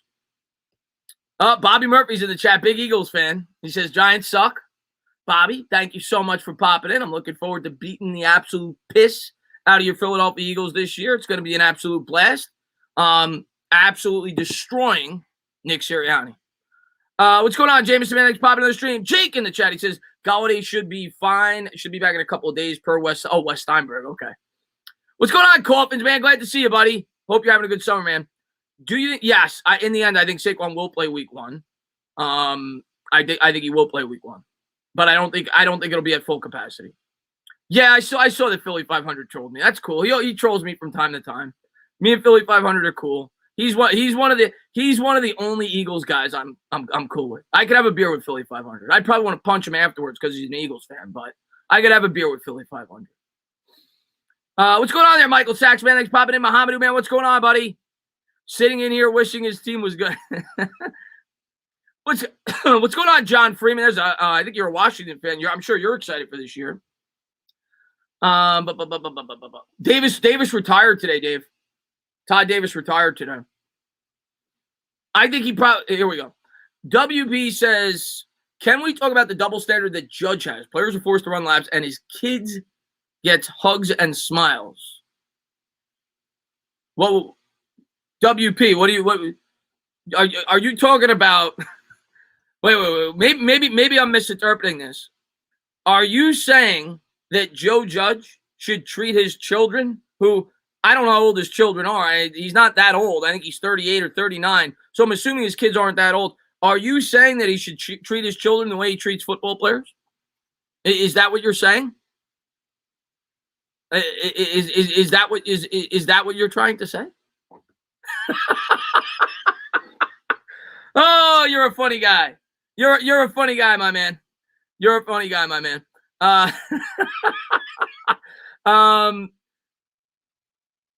Let's see what we got here. Any info on Golladay?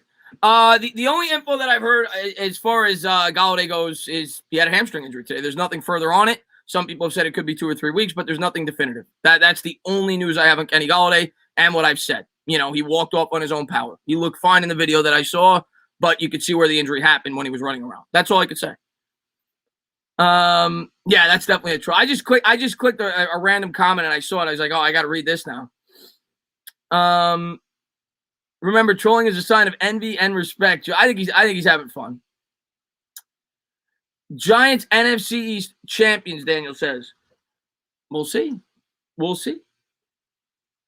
All I can tell you as far as Tony goes is he was on the field today. He played for the first time. He ran routes for the first time, which is great. That's all I can tell you about Kadarius Toney. There's nothing more that I can tell you. I haven't read any reports in terms of how he did, and I read very little into that anyway. It's important, though, that he's on the field and building chemistry with Daniel Jones. He played today for the first time in a New York Giants uniform. What's up, Mike, man? Glad to see you, buddy. Yeah. We know Hurts is the GOAT. Funny how, like I amuse you, Anthony says.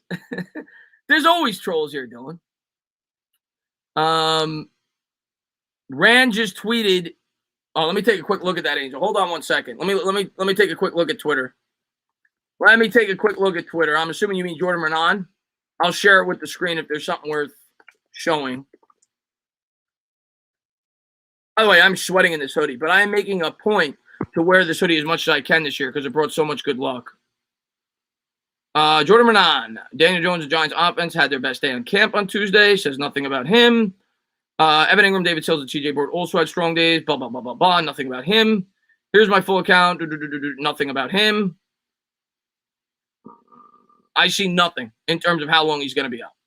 Nothing. Unless he said it on another platform. It's not on Twitter. It's not on Twitter.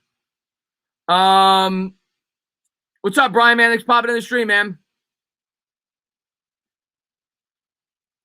Yeah, I'm going to go. All right, Jameson, be good, buddy. Chris, thoughts on Melo to the Lakers? I think it was a great move. I think that was the place where he should have won.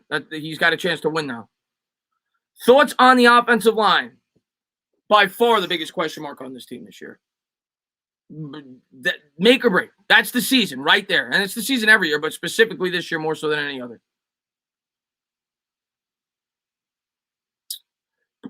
Only GOAT Hurts is the yeah, I knew that Daniel Jones was perfect today. I wasn't sure exactly what the percentage was, but I knew that he was perfect today. Okay, there's a good question.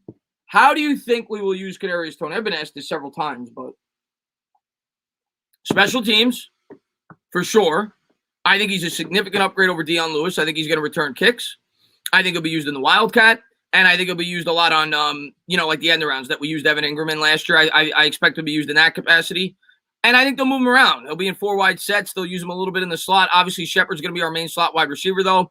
I don't think he's going to get a ton of targets. Like, if you're a fantasy guy, don't draft Kadarius Toney. He's not going to catch 100 balls this year. He's going to be used in a certain way. He's going to be a little bit of a gadget player in his rookie year until such time Shepard is gone. But I think he's going to be very valuable to this offense and the threat that he's going to pose in the backfield and all the different ways that they could use him with this offense. Daniel Jones bust, Toney bust. This guy, let me guess. Stephen Will, Daniel Jones bust, Toney bust. This guy is probably a miserable Eagles fan. Are you a miserable Eagles fan, Stephen Will? Because your quarterback is Jalen Hurts. I'm just saying. And your head coach went to the NFL to try to change the coin toss to rock, paper, scissors before every game. If that's who you root for, Stephen Will. Stand up. What's going on, my man? It's popping in the stream. The roster size increased from 53. No, I think I think it's still 53. There's some kind of provision where it could go to 55, but I think it's 53 on game day, if I'm not mistaken.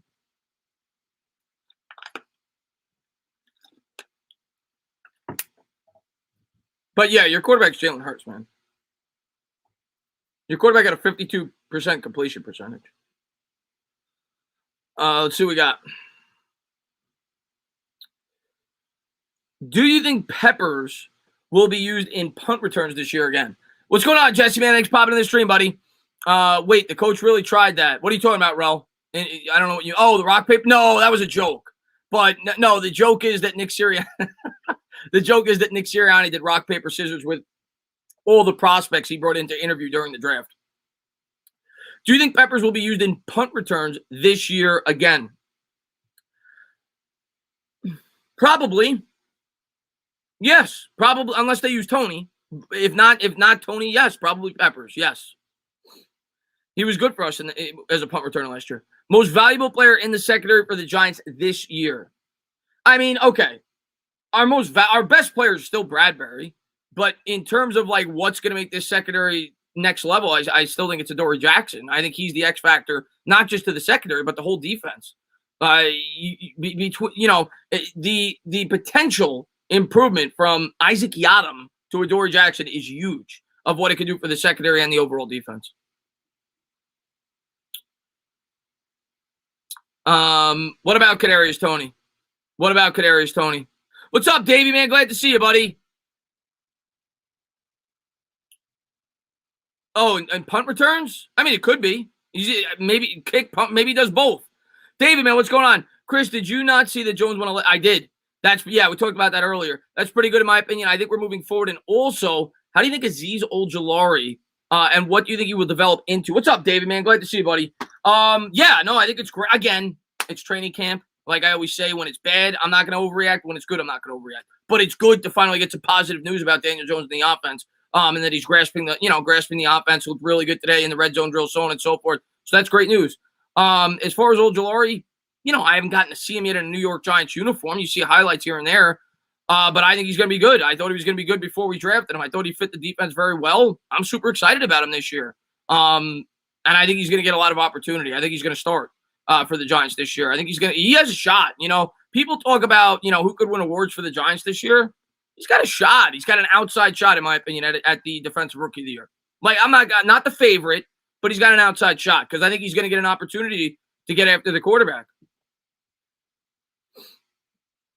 I believe the preseason will determine who our returners will be. I mean, very possible, Joe. That I'm interested to see because in preseason, that's where you're going to get to see how they're using Toney and everybody else in terms of things like that, kick returns, punt returns, so on and so forth. How good is our defense really? I mean, I think our defense is really good. I mean, last year we were, I think, 10th in points, 9th in yards. We were, I think, like 5th in knockdown percentage.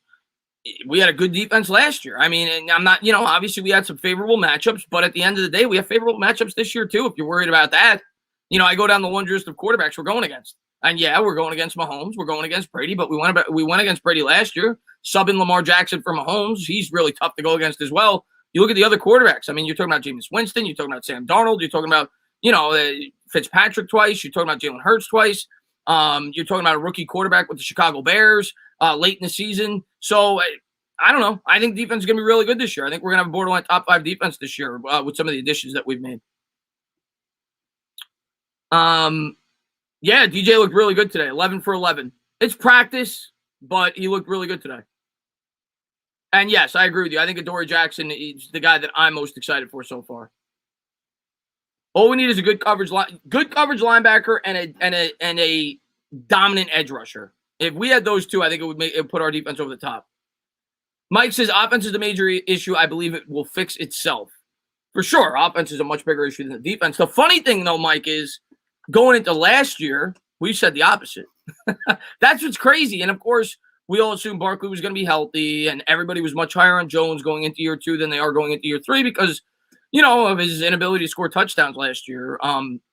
But last year going in, everybody said, well, it's the defense we got to worry about. The offense should be about average.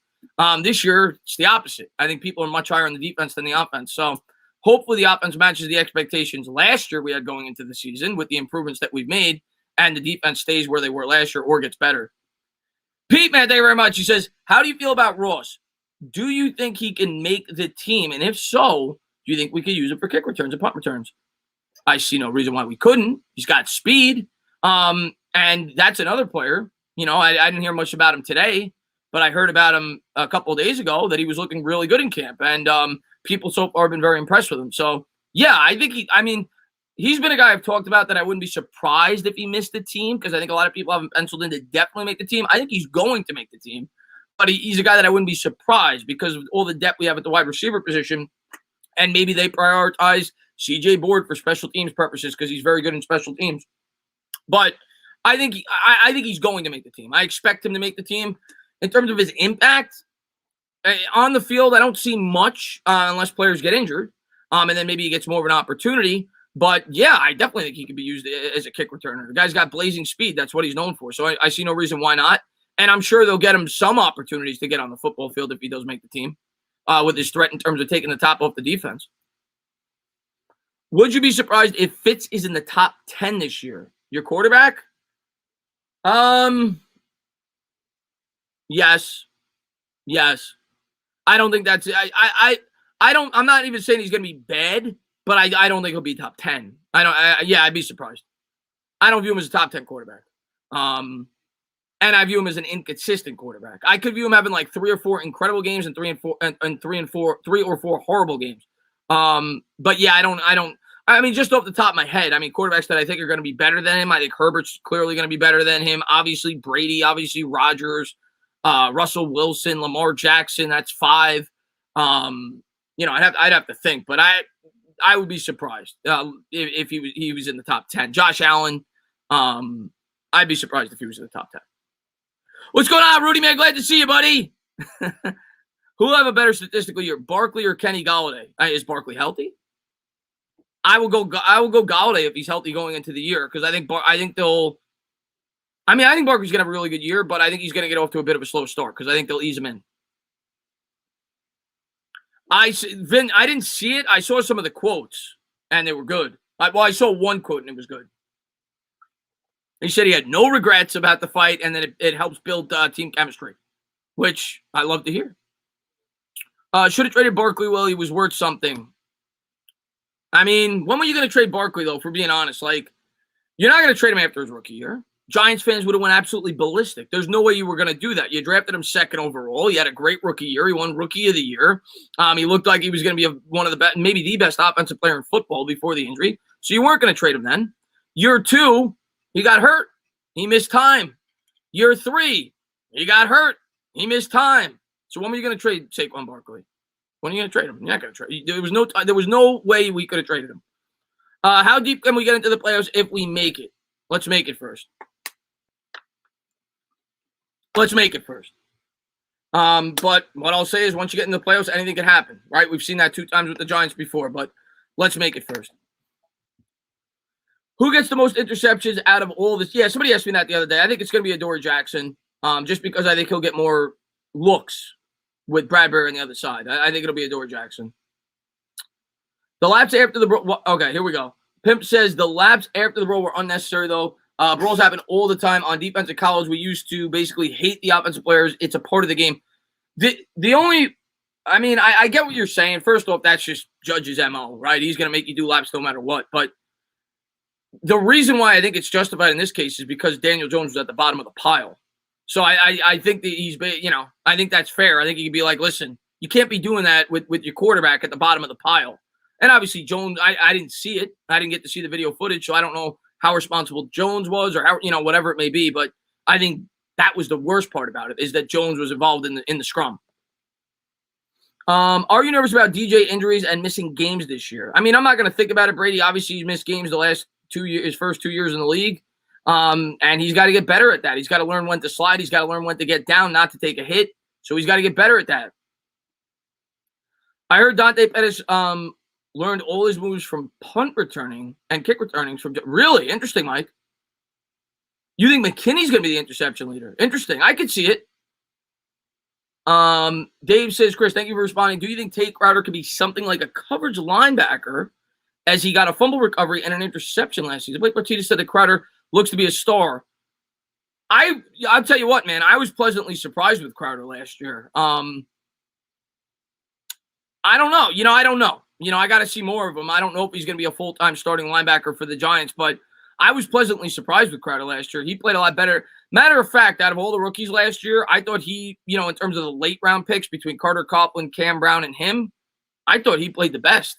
And he was Mr. Irrelevant. So we'll see. But, we've also read reports that the Giants are cross-training Carter Coughlin. They're playing him in the middle as well. So, I honestly don't know who that second linebacker is going to be opposite Blake Martinez going into the year. But we'll see. But, yeah, I think he at least showed that he could at least be a guy that could come in off the bench if somebody gets hurt or be a situational linebacker. I think he was a solid player for the Giants last year, Tate Crowder. Buffalo would burn to the ground if they moved. That's not going to happen. I heard that. I didn't see it. I heard that rumor yesterday, Dan. There is no way that's going to happen. There's no way the Buffalo fans will allow that to happen. I guess anything's possible. Nothing would shock me. But I don't think that will happen.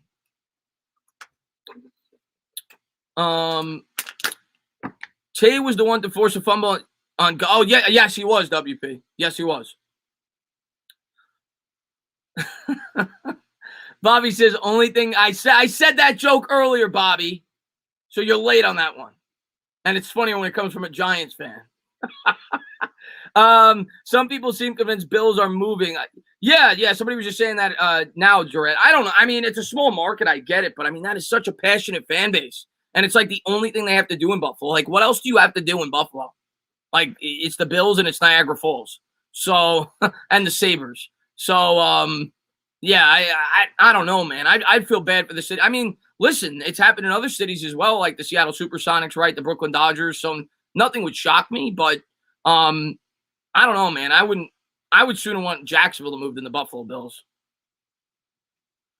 I'm going to let's see. They have a good Applebee's in Buffalo. That's about it. Eli made a joke on Twitter. Now we know why the fight broke out at practice today. The players are trying to get their hands on is that what it is, Big Blue in the Bronx? By the way, thank you to everybody for being here. Appreciate it. Thank you guys for all the support.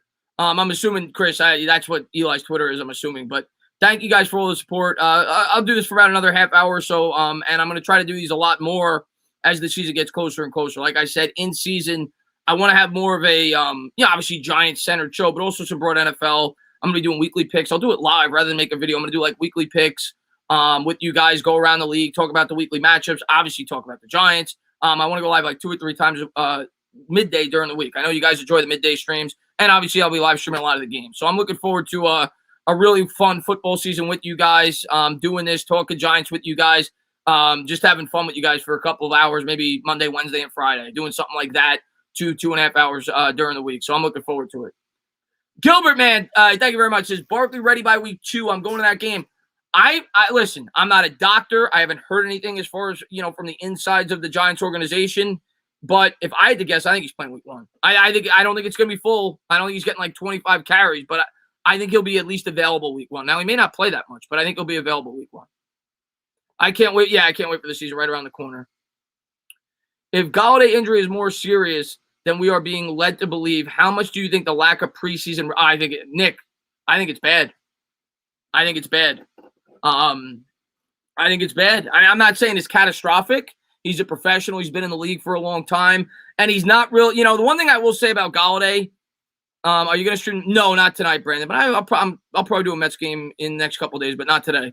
The one thing I'll say about Golladay, I guess thinking from an optimistic point of view, he's not really like a route runner. He's not really like, so he's a 50-50 guy for the most part. He's a guy that can go up and grab the football. So, not that you want to miss any time. He's never played with Daniel Jones before, but maybe it's not as bad with a receiver like him as it would be with a guy like Kadarius Toney, for example, or a guy like Sterling Shepard had he never played with Daniel Jones before. But obviously, it's not good. It's bad. And we hope he doesn't miss any time at all. And I guess we'll find out tomorrow. Glenn, man, what's going on, buddy? He says, Buffalo is the best food in the country. Trust me, I've been everywhere, and I've lived in New York City. Nobody's food compares to New York State's food is the best. Do you think the Mets hang on to the Brian, I have no idea. We'll see how healthy they are down the stretch. But they're not looking good right now. I'm going to the Browns-Giants game in Cleveland, right behind the Giants bench. Who do you think will play? Oh, that's the preseason game. The starters will probably play sparingly. I think that's the third preseason game, so it's the last preseason game before the regular season. You'll probably see the starters for a drive or two. Art Stapleton thinks he will be full practice by week 2 of the preseason. That will be Browns week and limited carries to open the season. That's what I think too, Mike.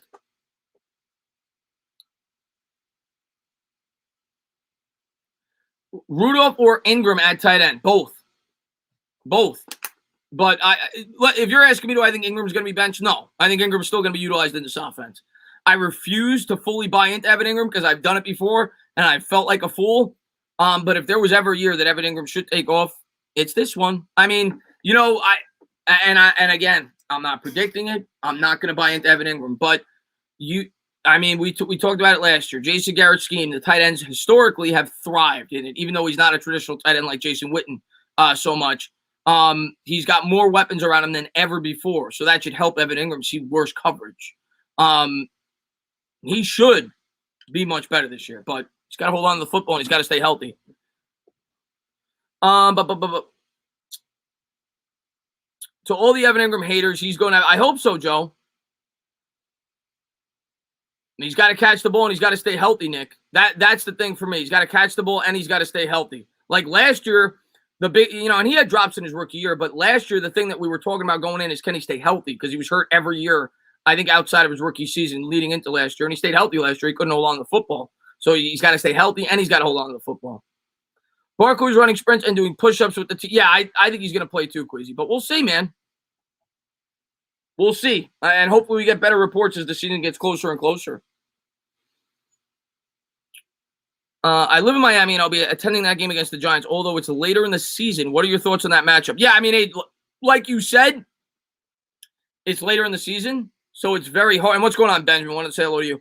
Like you said, it's later in the season, so it's very hard to, I guess, predict, what the teams are going to look like then. I don't know how good Tua is going to be, this year. I personally am not in love with Tua, but I think it's two very evenly matched teams, and I think it's two coaches that are very familiar with one another. And two very smart head coaches. So I think it'll be a good game. I think it'll be a very close game. But I think we got a good shot because, like I said, I'm not super impressed with Tua. I think the Giants could get after him, and I think our defense could win us that football game. But I have a lot of respect for Miami. They got a good football team. Can you read my last comment? Let me take a quick look, Mike.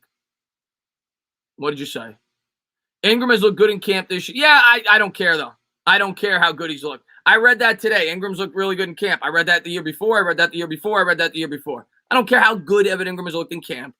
I care how he looks week 1. That's when I'll get excited about Evan Ingram. Show it to me when it matters most. Hold on to the football when it matters most. What's going on, Austin, man? Thanks for popping in the stream, buddy. What's the latest about Todd Davis? He retired. Todd Davis is gone. He retired. Came in today and he retired. I think they made him run too many laps. No, I'm kidding. Which opponent do you think is the easiest? I actually think that our easiest opponent, Jeremy, is Atlanta. I think Atlanta's outside of the division. I'm not going to count the division. I think Atlanta's our toughest opponent, easiest opponent this year, because we're playing the South, we're playing the West, and we're playing Miami. We're playing the NFC South, the AFC West. Yeah, I think it's Atlanta, because I think Atlanta's defense is putrid, and it's at home. I think the most winnable game on our schedule outside of our division is the Atlanta Falcons, Week 3. I think that's a must-win game. What's going on there, Ian Mannix? Popping in the stream, buddy. Have you heard about Dak? Yes, I did hear about Dak having a shoulder. I don't think he's going to play all preseason. Chris, thoughts on Aaron Robinson? Do you think he could match a Eric Stokes rhythm, but just not as superior? I was listening to, I forgot whose channel it was. It might have been, I can't remember. I think it was Patricia Traina, though, who was talking. And she was talking about Aaron Robinson potentially, and I never thought about this, long-term being Jabril Peppers' replacement. And when I thought about it, and I don't think she's obviously talking about this year, because Peppers is going to play this year, but when I thought about it, I said, well, he was a slot guy, but when you watch him on tape, and he's smaller, I think he's about 200 pounds, you need to bulk up a little bit. But that guy is physical. I don't know. I'm interested in Aaron Robinson to see how they utilize him. Obviously, going in, it's going to be him and Darnay Holmes in the slot. That's what everybody's talking about. Darnay Holmes is going to get that job, especially because Aaron Robinson's hurt going into camp. So he's not going to have much of an opportunity to really compete and win that job. But I thought that was I never thought about it, and I think he'd have to put on 15 or 20 pounds of muscle to really play that role. But I thought that was an interesting point by Patricia Traina. I never thought about that. Maybe they do use him in that role, and they keep Darnay Holmes in the slot long term. If you have not seen the video of Jones's Brawl at the bottom of the pile, look up the Cardinals-Giants Week 11. Yeah. Yeah, I heard about Melo. Who have a better – I already answered that earlier, Angel. What player are you most excited to watch this season? I mean, you know who my favorite player is. It's Saquon Barkley. I mean, I want to see Barkley healthy. I want to see him rearing to going 100%, and I don't want him out there until he's 100% and ready to really go. But it's Saquon Barkley, man. Saquon Barkley to me is the best player on this football team, and when he's healthy, he's a treat to watch. I have never, and I know it's been short-lived, and I know a lot of Giants fans are down on him, and I know a lot of Giants fans don't want to sign him long-term. But I love Saquon Barkley. I love watching him play, and I just think he's a different breed, man. And I'm excited. I'm excited to see him back in a New York Giants uniform this year. What's up, man? We got time, man. Hope you're doing well, buddy. Super Bowl matchup prediction. I'm gonna go Niners in the NFC. I think I haven't decided yet, but I'm leaning Niners, and I think most people would say Chiefs in the AFC. But there's a lot of teams that could make it. I'll play it safe and go Niners, Chiefs. Yo, Tana, are you a fan of Matt Parrott? Yes, but we'll see. But he's still unproven. Somebody asked me a question I wanted to answer. Let me scroll up. Besides DJ, who's on the hot seat? I mean, all right, who isn't? Who isn't on the hot seat? I mean, when you have a year like this, I mean, I go down the list, but when you have a year going into this year, the Giants have had 15 wins over the last 3 years combined. You went out there, you spent more money than any team in the NFL in free agency. You upped expectations. You're in year 2. You have a full off season, so you don't have that excuse anymore. Who's on the hot seat? Well, let's start. Daniel Jones on the hot seat. Saquon Barkley's on the hot seat. Saquon Barkley has to prove that he can produce if he wants to get a contract extension. So if he's going to be a Giant here long term, he's got to stay healthy, and he's got to produce at a high clip. If we're just talking football players, Jabril Peppers, I suppose, is on the hot seat. Dave Gettleman is on the hot seat. Jason Garrett is on the freaking hot seat, okay? There you go. There's your list of people that are on the hot seat, and there's a lot more. News on Shane Lemieux. I haven't heard anything about Shane Lemieux other than that, well, he's banged up a little bit. But I haven't heard, he's not back yet. But I don't think it's anything too serious, they said. They said it could be first they said it could be 2 weeks, then they said it could be less. Do you think there may be off-the-field issues with Tony? I'm not worried about Tony yet. Not worried about Tony yet in terms of the off-the-field stuff. Let's see how he delivers on Sundays. Did you see we brought back Morris? What do you think this means for the run? Yes, I saw we brought back Morris. And what do you think this means for the 53? I think he obviously stands a better chance to make the 53-man roster. Barkley's not going to be healthy week 1. Morris did a good job for us last year, right? He averaged 4.3 yards a carry. Still proved that he was a pretty good runner between the tackles. Has played in the NFC East before. So, yeah, I mean, I like bringing Alfred Morris back. He's got familiarity with the players on the team. So we'll see. You know, you got to think Brightwell's got a good chance to make the team. We spent a 6th-round pick on him. Saquon Barkley obviously has a good chance to make the team. Obviously, Booker's going to make the team. And then you're looking at Clement. Clement's more of a pass-catching running back than Morris is. So he has that addition to his game. Morris is more of a, between the tackles runner. So I don't know. We'll see. Obviously, if Barkley's not ready to go, he stands a better chance to make the team the opening roster. Have you seen any of the power rankings that have come out recently? I've seen the Giants near the bottom. Yeah, I'm going to have my power rankings out. I didn't do many power rankings last year. I'm going to do them I did one last year before the season started. This year, I'm going to do them weekly, just because I think a lot of Giants fans are going to be more excited this year in terms of where the Giants could fall in the power rankings, because I think we have higher expectations. So I'm going to try to give it as honest as assessment as I can about where I would rank the Giants before the year starts, week 1, week 2, week 3. And I know, I hate doing those videos because you're always going to get Giants fans that say, oh, my God, they're way too, some Giants fans think they should be top 8, and some Giants fans think they should be like 28th. So you're going to have fans that bash me either way, and then you're going to have fans of other teams that say, oh, my team is way too low. But I haven't decided exactly where I'm going to have the Giants yet. I'm sure it's going to be higher than where those people have them. I'm not going to have them too high, though. I'm not going to be unrealistic. I'm probably, if I had to guess, and again, without me looking at all the teams right now, I'm probably going to have the Giants between 14 and 20 in that range, between 14 and 20. I would say the highest I'd have them preseason is 14. Probably won't have them quite that high. And the lowest I'll have them is about 20. And between that range, 14 to 20 is where I think the Giants should be going into the year. That's where I would have them.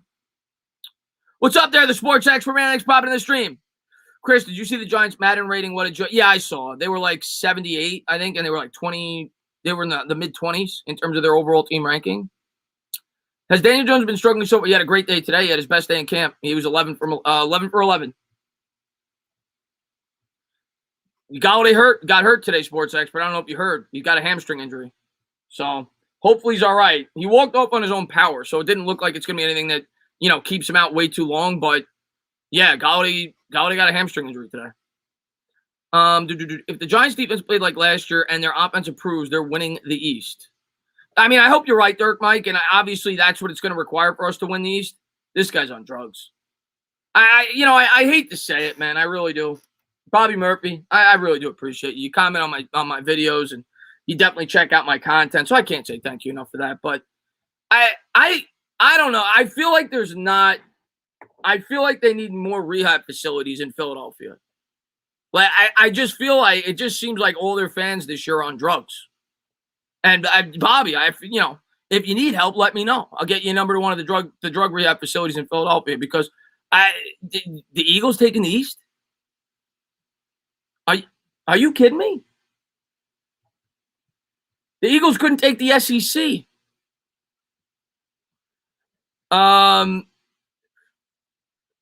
Let's see what we got here. What's up there, Brady, man? Thanks for popping in the stream, man. I want what Bobby took. Knicks did some solid stuff. Yeah, I like what the Knicks did so far, Sing. I like what the Knicks did so far. What's up there, Matthew G? What's up, Matt, man? Thanks for popping in the stream. I agree. Washington has a better chance of taking these. Washington, Giants, and Dallas all have a better chance, in my opinion, of taking these. I'm not worried about Philly this year. I'm really not. Normally I am. This year I'm not worried about them. 24, no chance I'm doing a 24-hour stream. I'm ending the stream probably in about 15 minutes. I just have fun talking to you guys, having a couple of laughs, talking some football with you guys, and I'm really looking forward to really getting to talk to you guys, when we have real stuff to talk about as the NFL season really starts to get going. But I'm just getting, get my legs underneath me, start talking football with you guys again as I really started to get pumped up today. When I saw that the pads came on, I wanted to talk some football with you guys. Will Kadarius Toney be starting week 1? I hope not, because if Kadarius Toney is starting week 1, that means Kenny Golladay is probably hurt. So in terms of like the first play of the year, I hope not.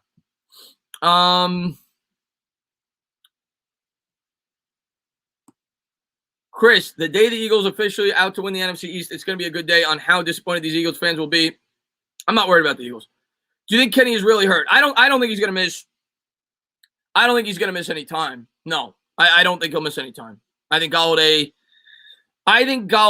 will be back week 1. What I worry about is him missing 2 or 3 weeks in preseason. That's what I worry about. But I think he'll be good to go week 1. No, I'm not going to make another. I laugh, but I can't do it as good as he does. Bobby Murphy, can you name Philly's wide receiver? Straight trash. Authentic, what's going on, man? Hope you're doing well, buddy. Looking forward to getting to see, and maybe this stalled a little bit. I saw the internet just went down a little bit. Looking forward to seeing your show back up and running on your channel soon. You do a great job over there. Glad to see you, Authentic. I'm going to be closing this out about 10 minutes, but glad that you popped in, man. And hopefully you're enjoying your day. Yeah, Kenny jogged off the field. He's completely fine. Well, not completely fine, but it doesn't look too serious. But Eagles saying they're taking division will be the same fans making excuses when they, yeah. Hey, Chris, what's your opinion on the Eagles head coach? I mean, I don't know much about him, to be honest with you. I know he was an offensive guy. People seem to think he's got a good scheme.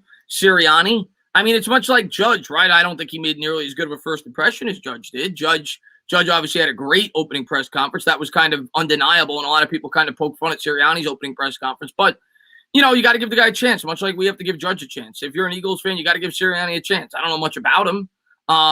If I was an Eagles fan, I would have probably been pretty happy with the hire. I wasn't in love with any of the other candidates. He's kind of a younger coach. A fresh look. I don't think it was a bad hire by the Eagles, but I don't know a ton about him. Other than that, I think he's offensively driven. I need a notification to call me when Tana goes live. I can't miss these. Well, Authentic, I am going to have like a set schedule in season, so you won't miss. Well, if you're free, you won't miss them. I'm going to make it a point to have like a set schedule, like week 1 going forward. I'm probably going to do like Monday, Wednesday, Friday, like 1:30 or 1:45 to like 4. And we'll see how people enjoy them. And yeah, we'll talk some broad NFL as well. I'll do like the weekly picks with you guys. And there's obviously always going to be major headlines around the league. So we'll have a lot to talk about in season. So I'll be doing it all year round. And Asia, I can't see the super sticker on here, but I'm assuming it's the kiss because that's what you always do when you come in. Mwah! Thank you for popping in the stream. DeMar to the Bulls. Wow, the Bulls are getting aggressive this offseason. Good pickup, though. But the Bulls are getting aggressive this offseason. I didn't want him. But it was a good pickup. Chris, do you think Darius Williams could be an average player? And do you think he becomes someone who can come off the bench and go play football out there? I don't know much about him. He doesn't have as high as upside as a lot of the other guys we drafted because he's 25. But from what I saw in terms of the highlight tapes and people who broke down film, he looked fairly impressive. I don't think he's going to start for us. I think he'll make the team though, and I think he's a decent depth player, I suppose. And we'll see how he does. I don't think he's a long-term answer at the cornerback spot, but I mean, for a 6th-round pick. You know, I think he could provide us some depth at the corner spot. So you like Dolphin? Yeah, that's a running joke when I first started on YouTube. I really like Williams. He's very solid. He's got something to prove. Yeah, I mean, for a 6th-round pick, he's not. I don't see how he gets an opportunity to play with how good our secondary is. Joe, what's going on, buddy? Who gets the ball on our first game of the season? Okay. Let's ask the chat. First, all right, I have my pick.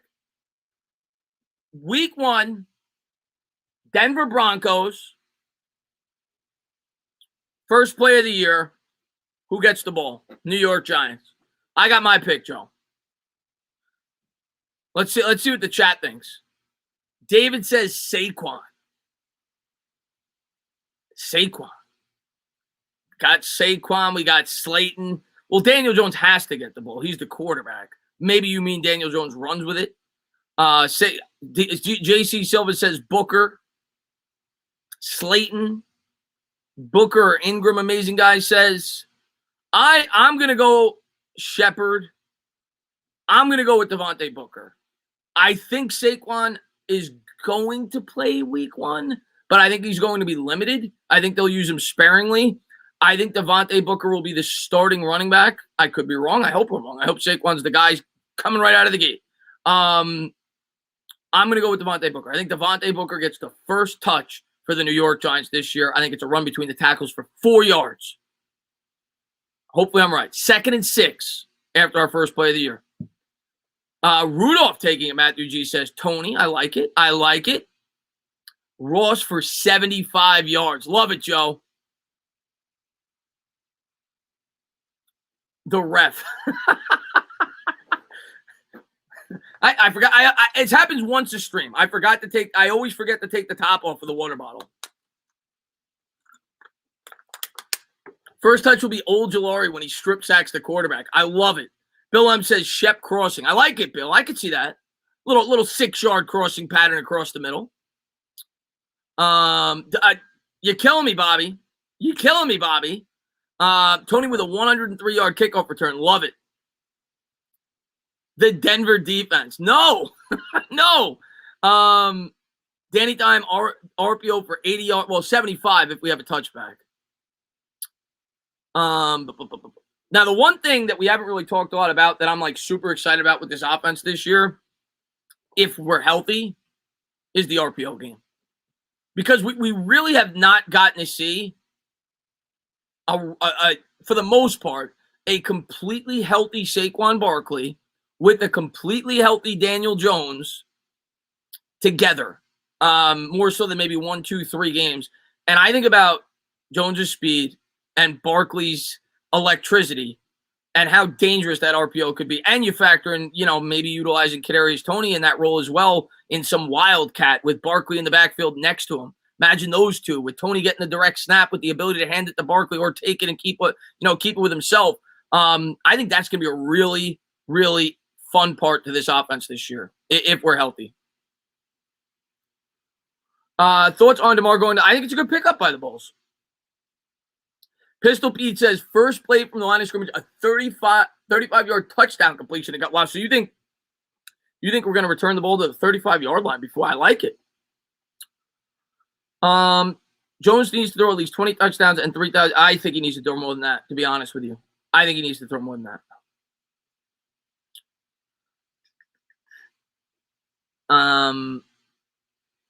Jack says Booker. I don't know what that was in reference to. Barkley is so important. He returns to form. Giants. Yeah, SV, man. To me, Barkley's by far the most important player in this offense. By far, a healthy Barkley is the most important player in this offense. And Asia, hope you're doing well. Stand up, my sexy Dana. What do you think about Melo to the Lakers and the Heat getting Kyle Lowry and the Bulls getting Lonzo Ball? And I didn't know they got Alex Caruso. Alex Caruso is not really much. What's going on there? Big Blue Man, thanks for popping in. As far as Kyle Lowry, I think he's a great pickup by the Bulls. By the Heat, rather, I mean. You pair him with Jimmy Butler. They got a good team over there. They could compete in the East. I don't think he puts them over the top, though. Obviously, the Nets, if they're healthy, are ridiculous. Lonzo Ball, I wanted on the Knicks. I thought they got a pretty good deal when you really look at it. 4 years, $85 million, $21 million a year. Not bad for Lonzo Ball, a guy with upside at the point guard spot. And as far as Melo goes, I'm happy for Melo. I didn't want him with the Knicks. I know a lot of Knicks fans wanted him. I didn't want him with the Knicks. And it has nothing to do with Melo, the player. I have 2 jerseys of Melo. I love Melo. I think Melo did a great job with the Knicks. I don't want him. We need to develop Obi Toppin. He would be taking his playing time. It's not like we're going to win a championship anyway. It didn't make any sense. So I'm glad he's not back with the Knicks. Yo, I saw the title of the stream. What the hell happened? What crazed? We had Kenny Golladay went down with a hamstring injury. Okay. We don't know how serious it is. He walked off on his own power. There was a brawl with the New York Giants. The whole team, reportedly, I haven't seen a video, but the whole team, there were fists thrown, I believe, between Logan Ryan and Evan Ingram. Daniel Jones was in the bottom of the pile, and Joe Judge made them run laps. And it was the first day of padded practice. Daniel Jones had a great practice. He was 11 for 11. The offense looked great today. So that was the good news. And Kadarius Toney was out on the field. We have to see how serious the Kenny Golladay injury is. Tana, I hope that the Lord Golladay is okay. We do not need another injury. A little concerned about DJ's accuracy, but he is getting better day by day. Yeah, I think I keep saying it, and maybe I'll be wrong, and I've been wrong plenty of times before. I'm not worried about Jones. I'm not saying he's going to be immortal, but The offensive line worries me a lot more than Jones. A lot more than Jones. Dan Jones look at Kadarius Toney. It's good to see him out there, and we're going to continue working. He said you see the athleticism at Twitch. That's what everybody says about Kadarius Toney. What's up, Grave Digger, man? The Twitch. You always hear that word. When somebody brings up Kadarius Toney, they always talk about his twitchiness. Who do you think won the fight, Ingram versus Ryan? I would have to go with Ryan. I think Ryan probably kicked his ass. Football guy, man. What's going on, buddy? He says, who's winning the Super Bowl this year? I've got the Bills. It's not a bad pick. You know I'm a big Josh Allen guy if you watch my channel routinely. I think Josh Allen is terrific. The only thing I worry about with Josh Allen, I say it all the time, sometimes he makes boneheaded plays, and it seems like he does it in the playoffs the last couple of years. But, I mean, they got a great defense. They got a great coach. They got great weapons. And they got a great quarterback. So there's no reason to think the Bills can't do it. I think the AFC East will be a little bit more competitive this year. I mean, I still think you got to favor the Chiefs in the AFC. I know everybody's all over the Browns, but I would put the Bills right there in the top 3 teams in the AFC. They definitely got a shot. And I like the Niners this year. I've talked about them a lot. I really like the Niners this year. They're healthy. I know a lot of people are writing them off because of how bad they were last year, but their entire team was hurt last year. I think Shanahan is a great coach. With Bosa back, that defense is a different breed.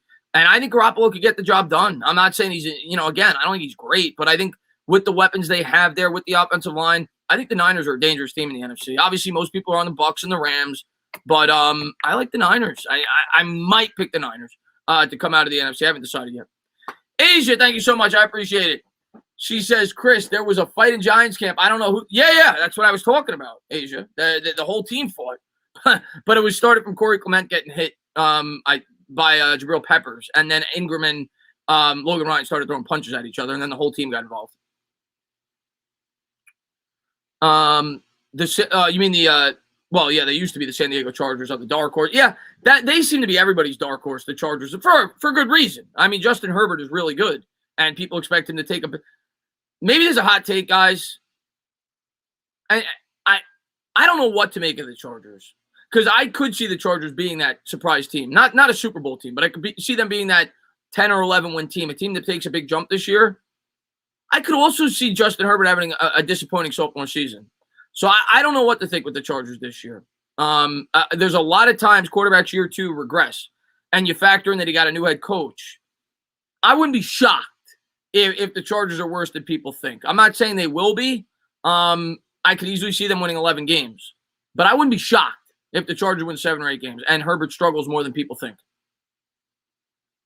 Record prediction for each team in the NFC East.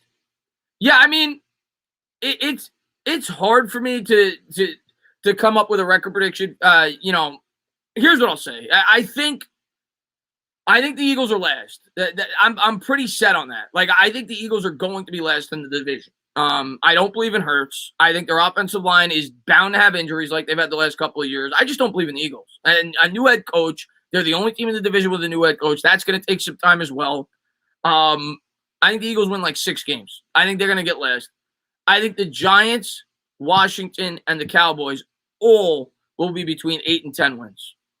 And I think 2 of them have stand a good chance to make the playoffs. I think all 3 are between 8 and 10 wins, and I think the Eagles are in last.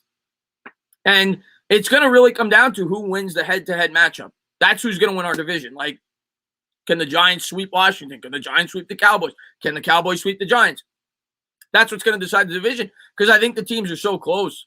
Obviously, most people side with the Cowboys because of Dak Prescott, but their defense is really bad, at least in my opinion. Washington, they have a pretty complete team, but you don't know what you got with Ryan Fitzpatrick, right? So, I don't know. We'll see. I think all 3 of those teams are going to be super close. I think they'll all be between 8 and 10 wins. Saying the Bills, Niners, really, and not the Giants. I didn't pick the Bills.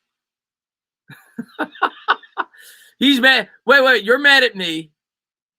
You're mad at me because I didn't pick the Giants to go to the Super Bowl.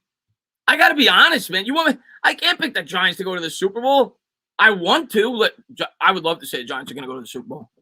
Giants have won 15 games in 3 years. Let's make the playoffs first. Let Daniel Jones beat a team with a winning record. I'm not going to come out before the year starts and say we're going to go to the Super Bowl. I think we got a good shot at the playoffs. Let's make the playoffs. Who catches DJ's first touchdown pass this season? The Broncos defense isn't a choice. I'll go with Golladay. I think Golladay will catch if he's playing. I think he'll catch the first touchdown. Tana, save Dodie for the season. Looks like, yeah, I am, G-man.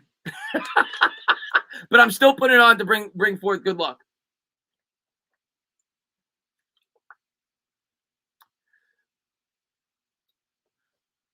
Chris, who do you think gets the first interception this year? Ooh, that's too hard, man.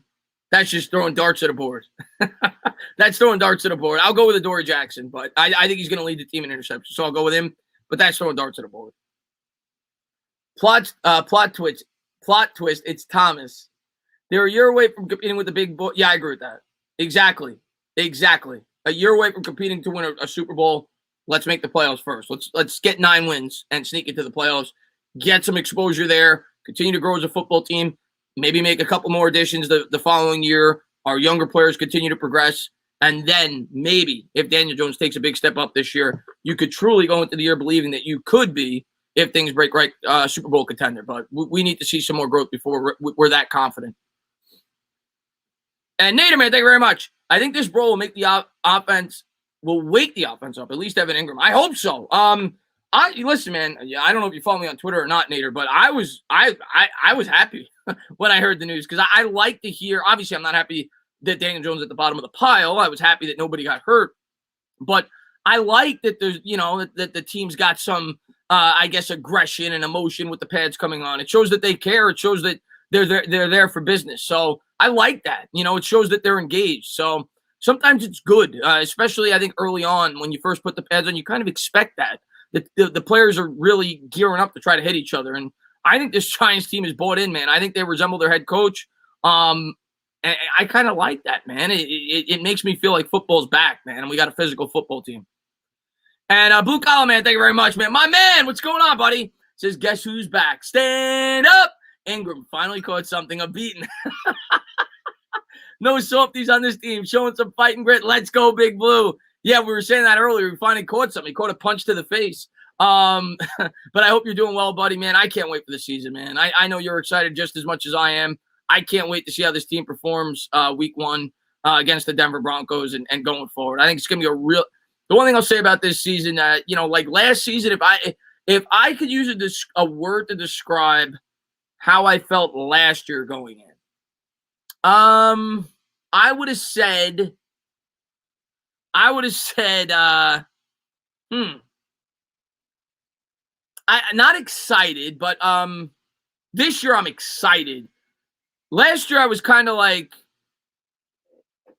I don't know, like it was kind of an unknown. I don't know what the right word is, but it felt like an unknown going into last year because you had the new coach, you had so much uncertainty on both sides of the ball, new schemes, so on and so forth. I think the team grew as the year progressed. Growth. I think growth is the right word going into last year. Growth. I was looking for growth. This year, I'm excited. I'm expecting good football. I'm expecting the New York Giants to compete against good football teams. And I think we're gonna have a fun and exciting season this year. And Asia, thank you very much. I appreciate it. Chris, I don't think that Hilly's smelling during the season. That means you will be smelling, and I don't want my 16 smelling like hot gas. You got to wear the hoodie. If the Giants win, the hoodie doesn't come off. You know that, Asia. Sometimes you got to sacrifice things for the good of the team. Last year I was hopeful. This year I'm expecting something. Yeah, hopeful, patient. I don't know. This year, obviously, much higher expectations. DeAndre Baker, man. Chris, I think we should hire Benjamin as the head coach. Yeah, Boz says, what's up with what was the brawl?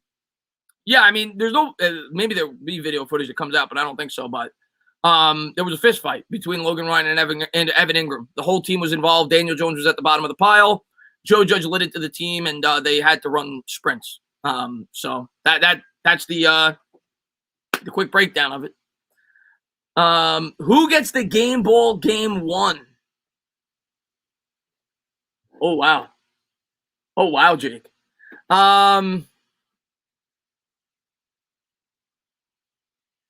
Game ball game 1.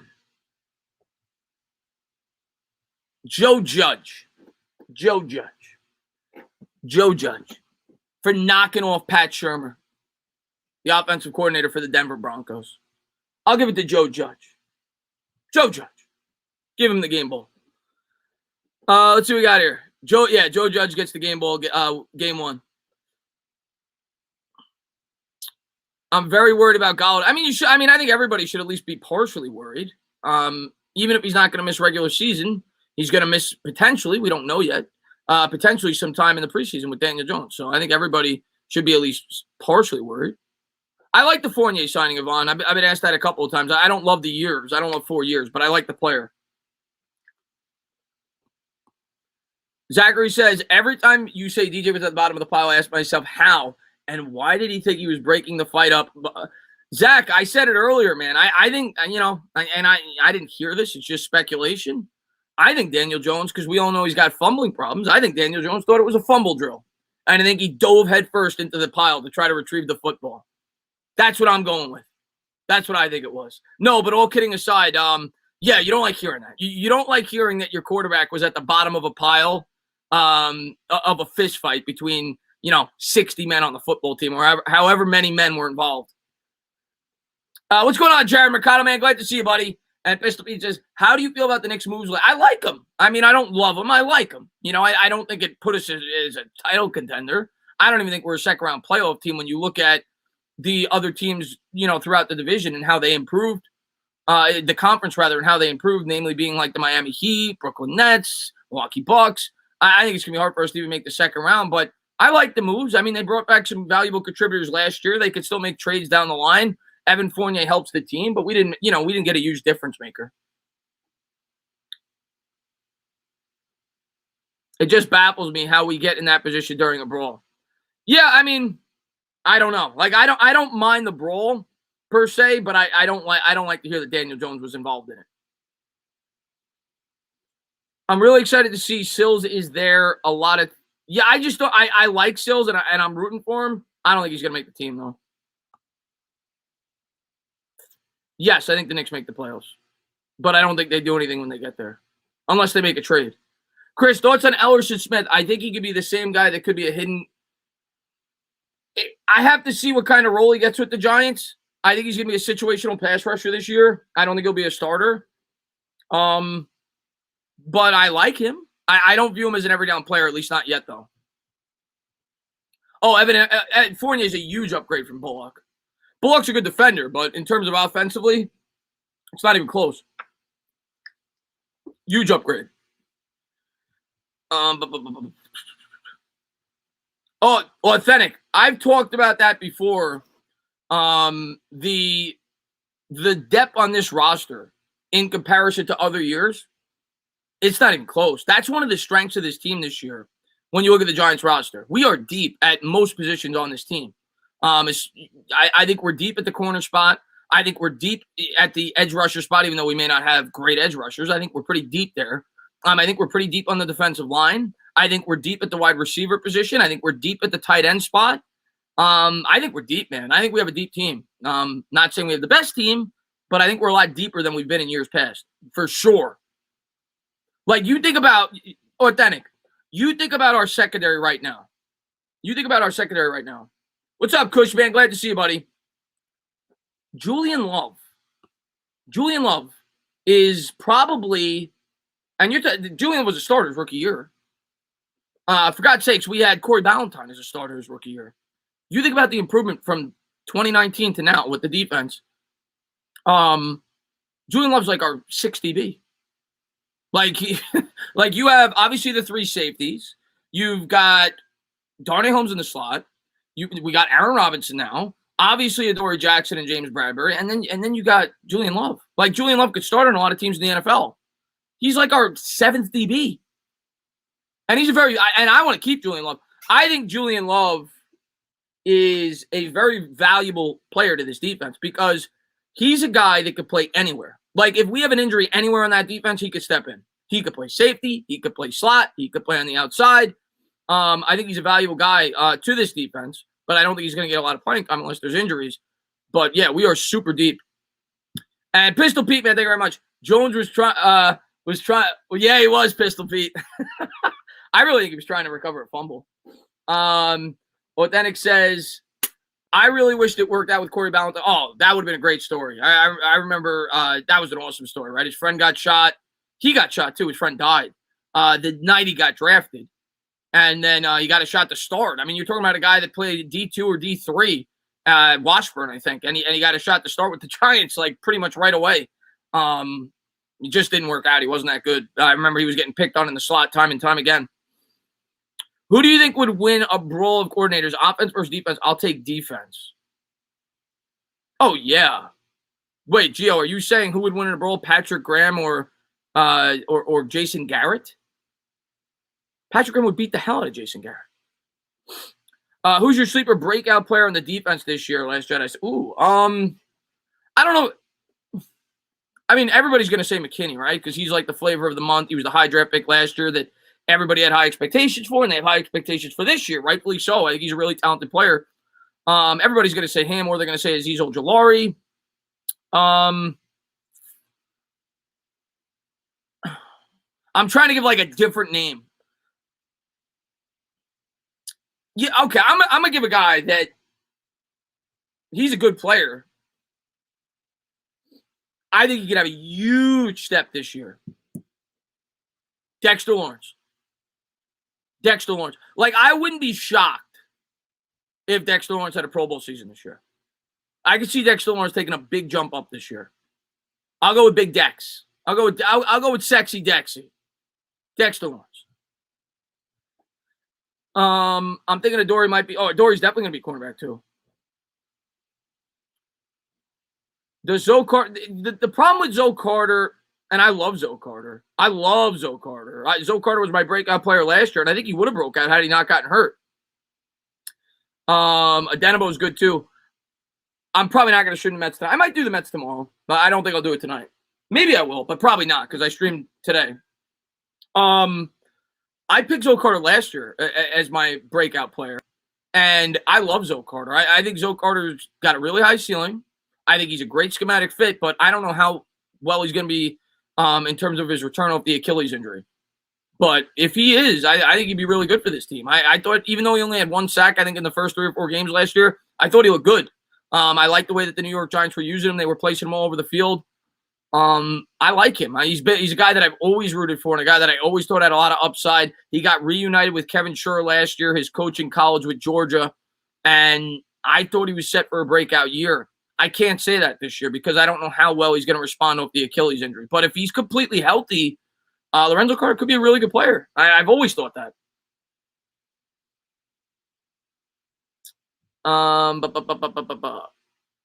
Chris, imagine if the Bears get us in the first overall pick and we have 30. That'd be great. We won a Super Bowl when we get the first pick. When does Lindor get? I think Lindor's back in like 2 weeks. I think it might be 3. It's like 2 or 3 weeks. He's still got some time before he's back. Do I like Tate Crowder? Yeah, I love Tate Crowder. I thought Tate Crowder was great for us last year, Boz. When are you going to hear more? I mean, I would imagine we're not going to hear more info on Kenny Golladay probably till, I would guess tomorrow. Maybe it'll come out late tonight, but I would guess tomorrow. You'll get more details about it. Even if it's not a very serious injury and they're not too worried about it, I doubt he practices tomorrow. I think the Giants will keep it cool and they'll kind of ease him back in. But hopefully it's nothing too serious. It didn't look serious, but we'll see. Favorite player in last year's draft, regardless of position, on the Giants or overall? On who the Giants drafted, I would probably go with Ojulari.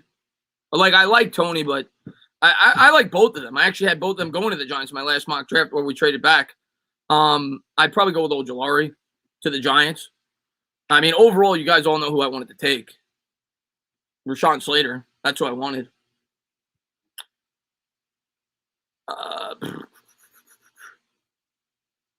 Honestly, how many wins do you... All right, let me take a quick look at the Bears' schedule. People have asked me this before, but I always forget what their schedule is. I'll tell you what I think the Bears are going to do. Bears' schedule. Bears play... All right, first game's a loss. They're home against the Rams, 0-1. Second game, I'll give them a win at Cincinnati. Could go either way, but I'll give them a win. 1-1. I'll have them losing to the Browns at home. I'll have them beating the Lions 2-2. I'll give them a win against the Raiders traveling across the country 3-2. Lost to the Packers 3-3. Lost to the Bucs 3-4. Lost to the Niners in San Francisco 3-5. I'll have them beating the Steelers at home. I'll be lenient. I'll give them a win. 4-5. I'll have them losing in Baltimore 4-6. They beat Detroit 5-6.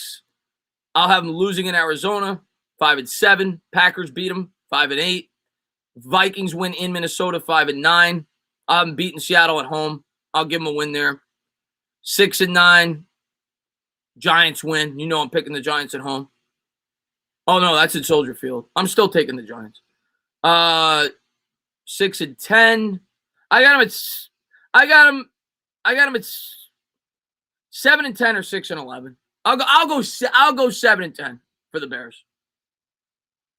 And Asia, thank you very much. Chris, I'm going to be working at Citizens Bank Ballpark this weekend. There need Citi Field workers out there. It's going to be packed with Mets fans. That's awesome. I've been in that ballpark several times. I haven't been there in years. I actually love that ballpark. So hopefully you have a good time. You got. I'll go 7-10. I mean, I want to go 0-17, but I'll go 7-10. They're not beating the Steelers. I mean, they probably won't, but there's always gonna be 1 or 2 wins that you don't expect, and 1 or 2 losses that you probably don't expect. I think the Bears will be between 5 and 8 wins, and I'll have them at 7. Do you support what? Of course. What do I care? I laugh at this. What do I care what sexual orientation a guy is? Yes, I support that. Yes, I could care less.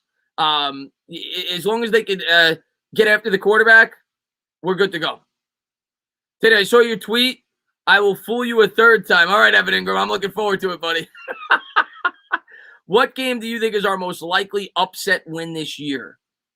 All right, so let me think of the Giants' schedule off the top of my head. Like, what would constitute as an upset? I'm not going to view any of our divisional opponents as an upset. Like, yeah, you could say it would be a slight upset if we win in Dallas or if we win in Washington.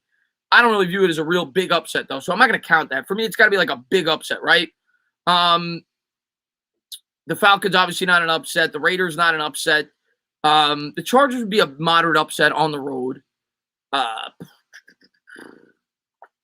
Dolphins, if you consider that. If you consider the Dolphins, I think we're going to win that game. So I guess I'd pick that. If you consider at Miami an upset, I think we're going to win that game. So if you consider that, I'll pick that one. But if not that, if you're looking for like a bigger upset that we could win, obviously the Chiefs are going to be tough. At Tampa is going to be tough.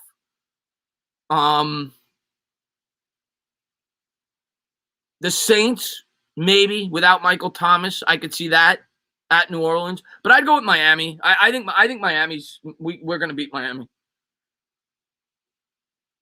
Do we play We don't play the Rams. Do we play the Rams? We play No, we don't play the Rams, Jeremy.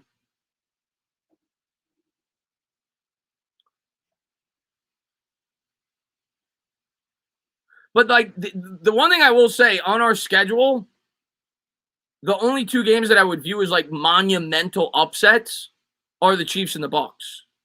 Like I don't really view anything else as like a crazy upset. Like I wouldn't be surprised at all if we beat the Dolphins. I wouldn't be surprised at all if we beat the Chargers, even though we never beat them.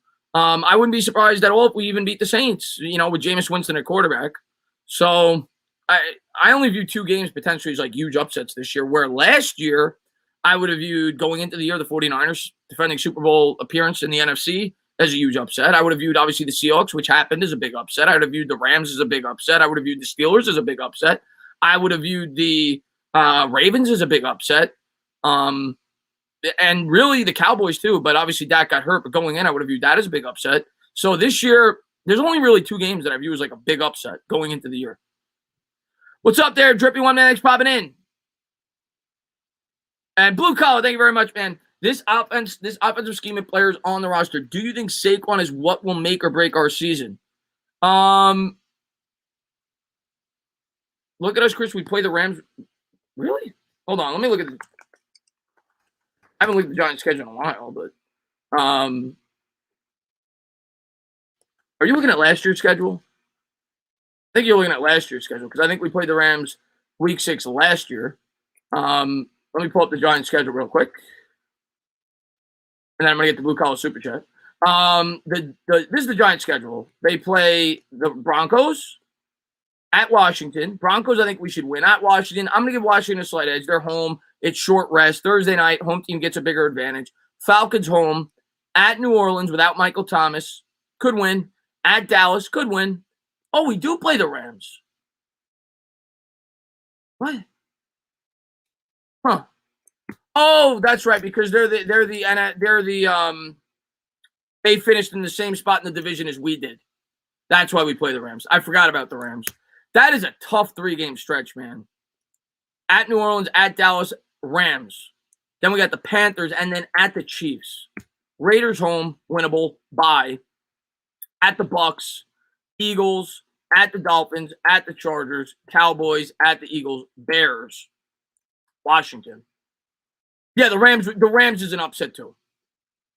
Forgot about the Rams. So yeah, the Rams, the Bucks, and the Chiefs. Those would be the 3 monumental upsets for the Giants this year. And I would say the Rams are the highest probability for the simple reason we're home.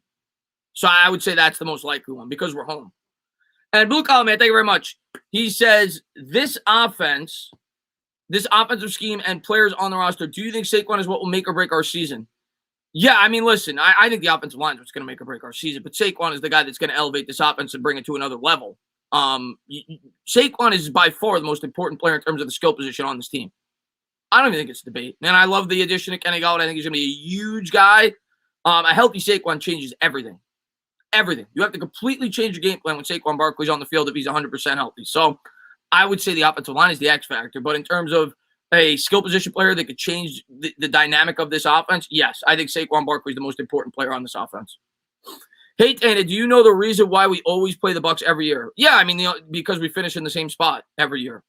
The way the schedule works is you alternate divisions every year in the NFC. So that means in the AFC, you play a team once every 4 years, right? Because there's 4 different divisions. In the NFC, you're in one of the divisions. So you play, the NFC South, the West, and the North every 3 years. So you're guaranteed to play the Bucs at least once every 3 years, just like any other team in the NFC.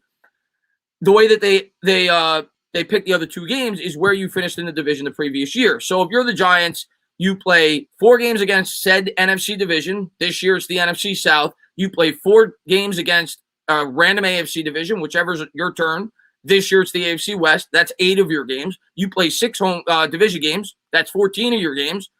And then traditionally you only have 16 games. The other 2 would be where you finished in the division against the other 2 divisions that you're not playing in the NFC. So this year we're playing the South. The reason we're playing the Bears and the Rams is because they both finished second in their division last year like the Giants did.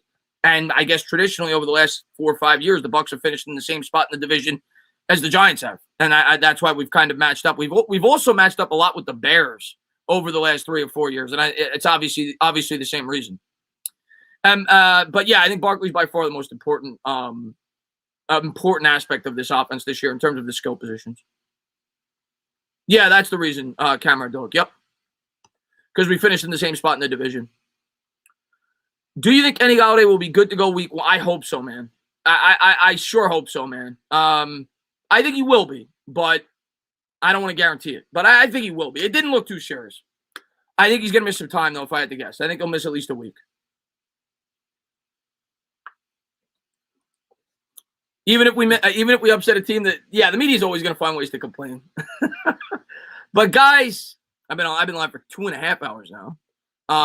Yeah, I went a little longer. I always go a little longer. I start talking to the chat. I can't help myself. We talk. We have some fun. I am sweaty with the hoodie on, so I am going to take a break. I'm going to get some dinner. Yeah, I'm sure I'll have some Giant videos up in the coming days. If something big happens, maybe I'll go live again, talk with you guys for a bit. I just wanted to go live, talk some Giants with you guys as the season's fast approaching. I'll definitely live at least once next week leading up into the preseason. I will not be streaming the first preseason game because I have something I got to do. I'll be recapping it, talking about some of the things I saw from within the game, so on and so forth. I'm sure there'll be a lot to talk about. Why did you say, ooh, Chris? What'd I say? Thank you guys for being here. Appreciate it. Thank you guys for all the support. Looking forward to covering the New York Giants with you guys this year. It's going to be a really fun season. I can't say thank you guys enough. for hanging out and talking Giants with me. You guys have a great rest of your day.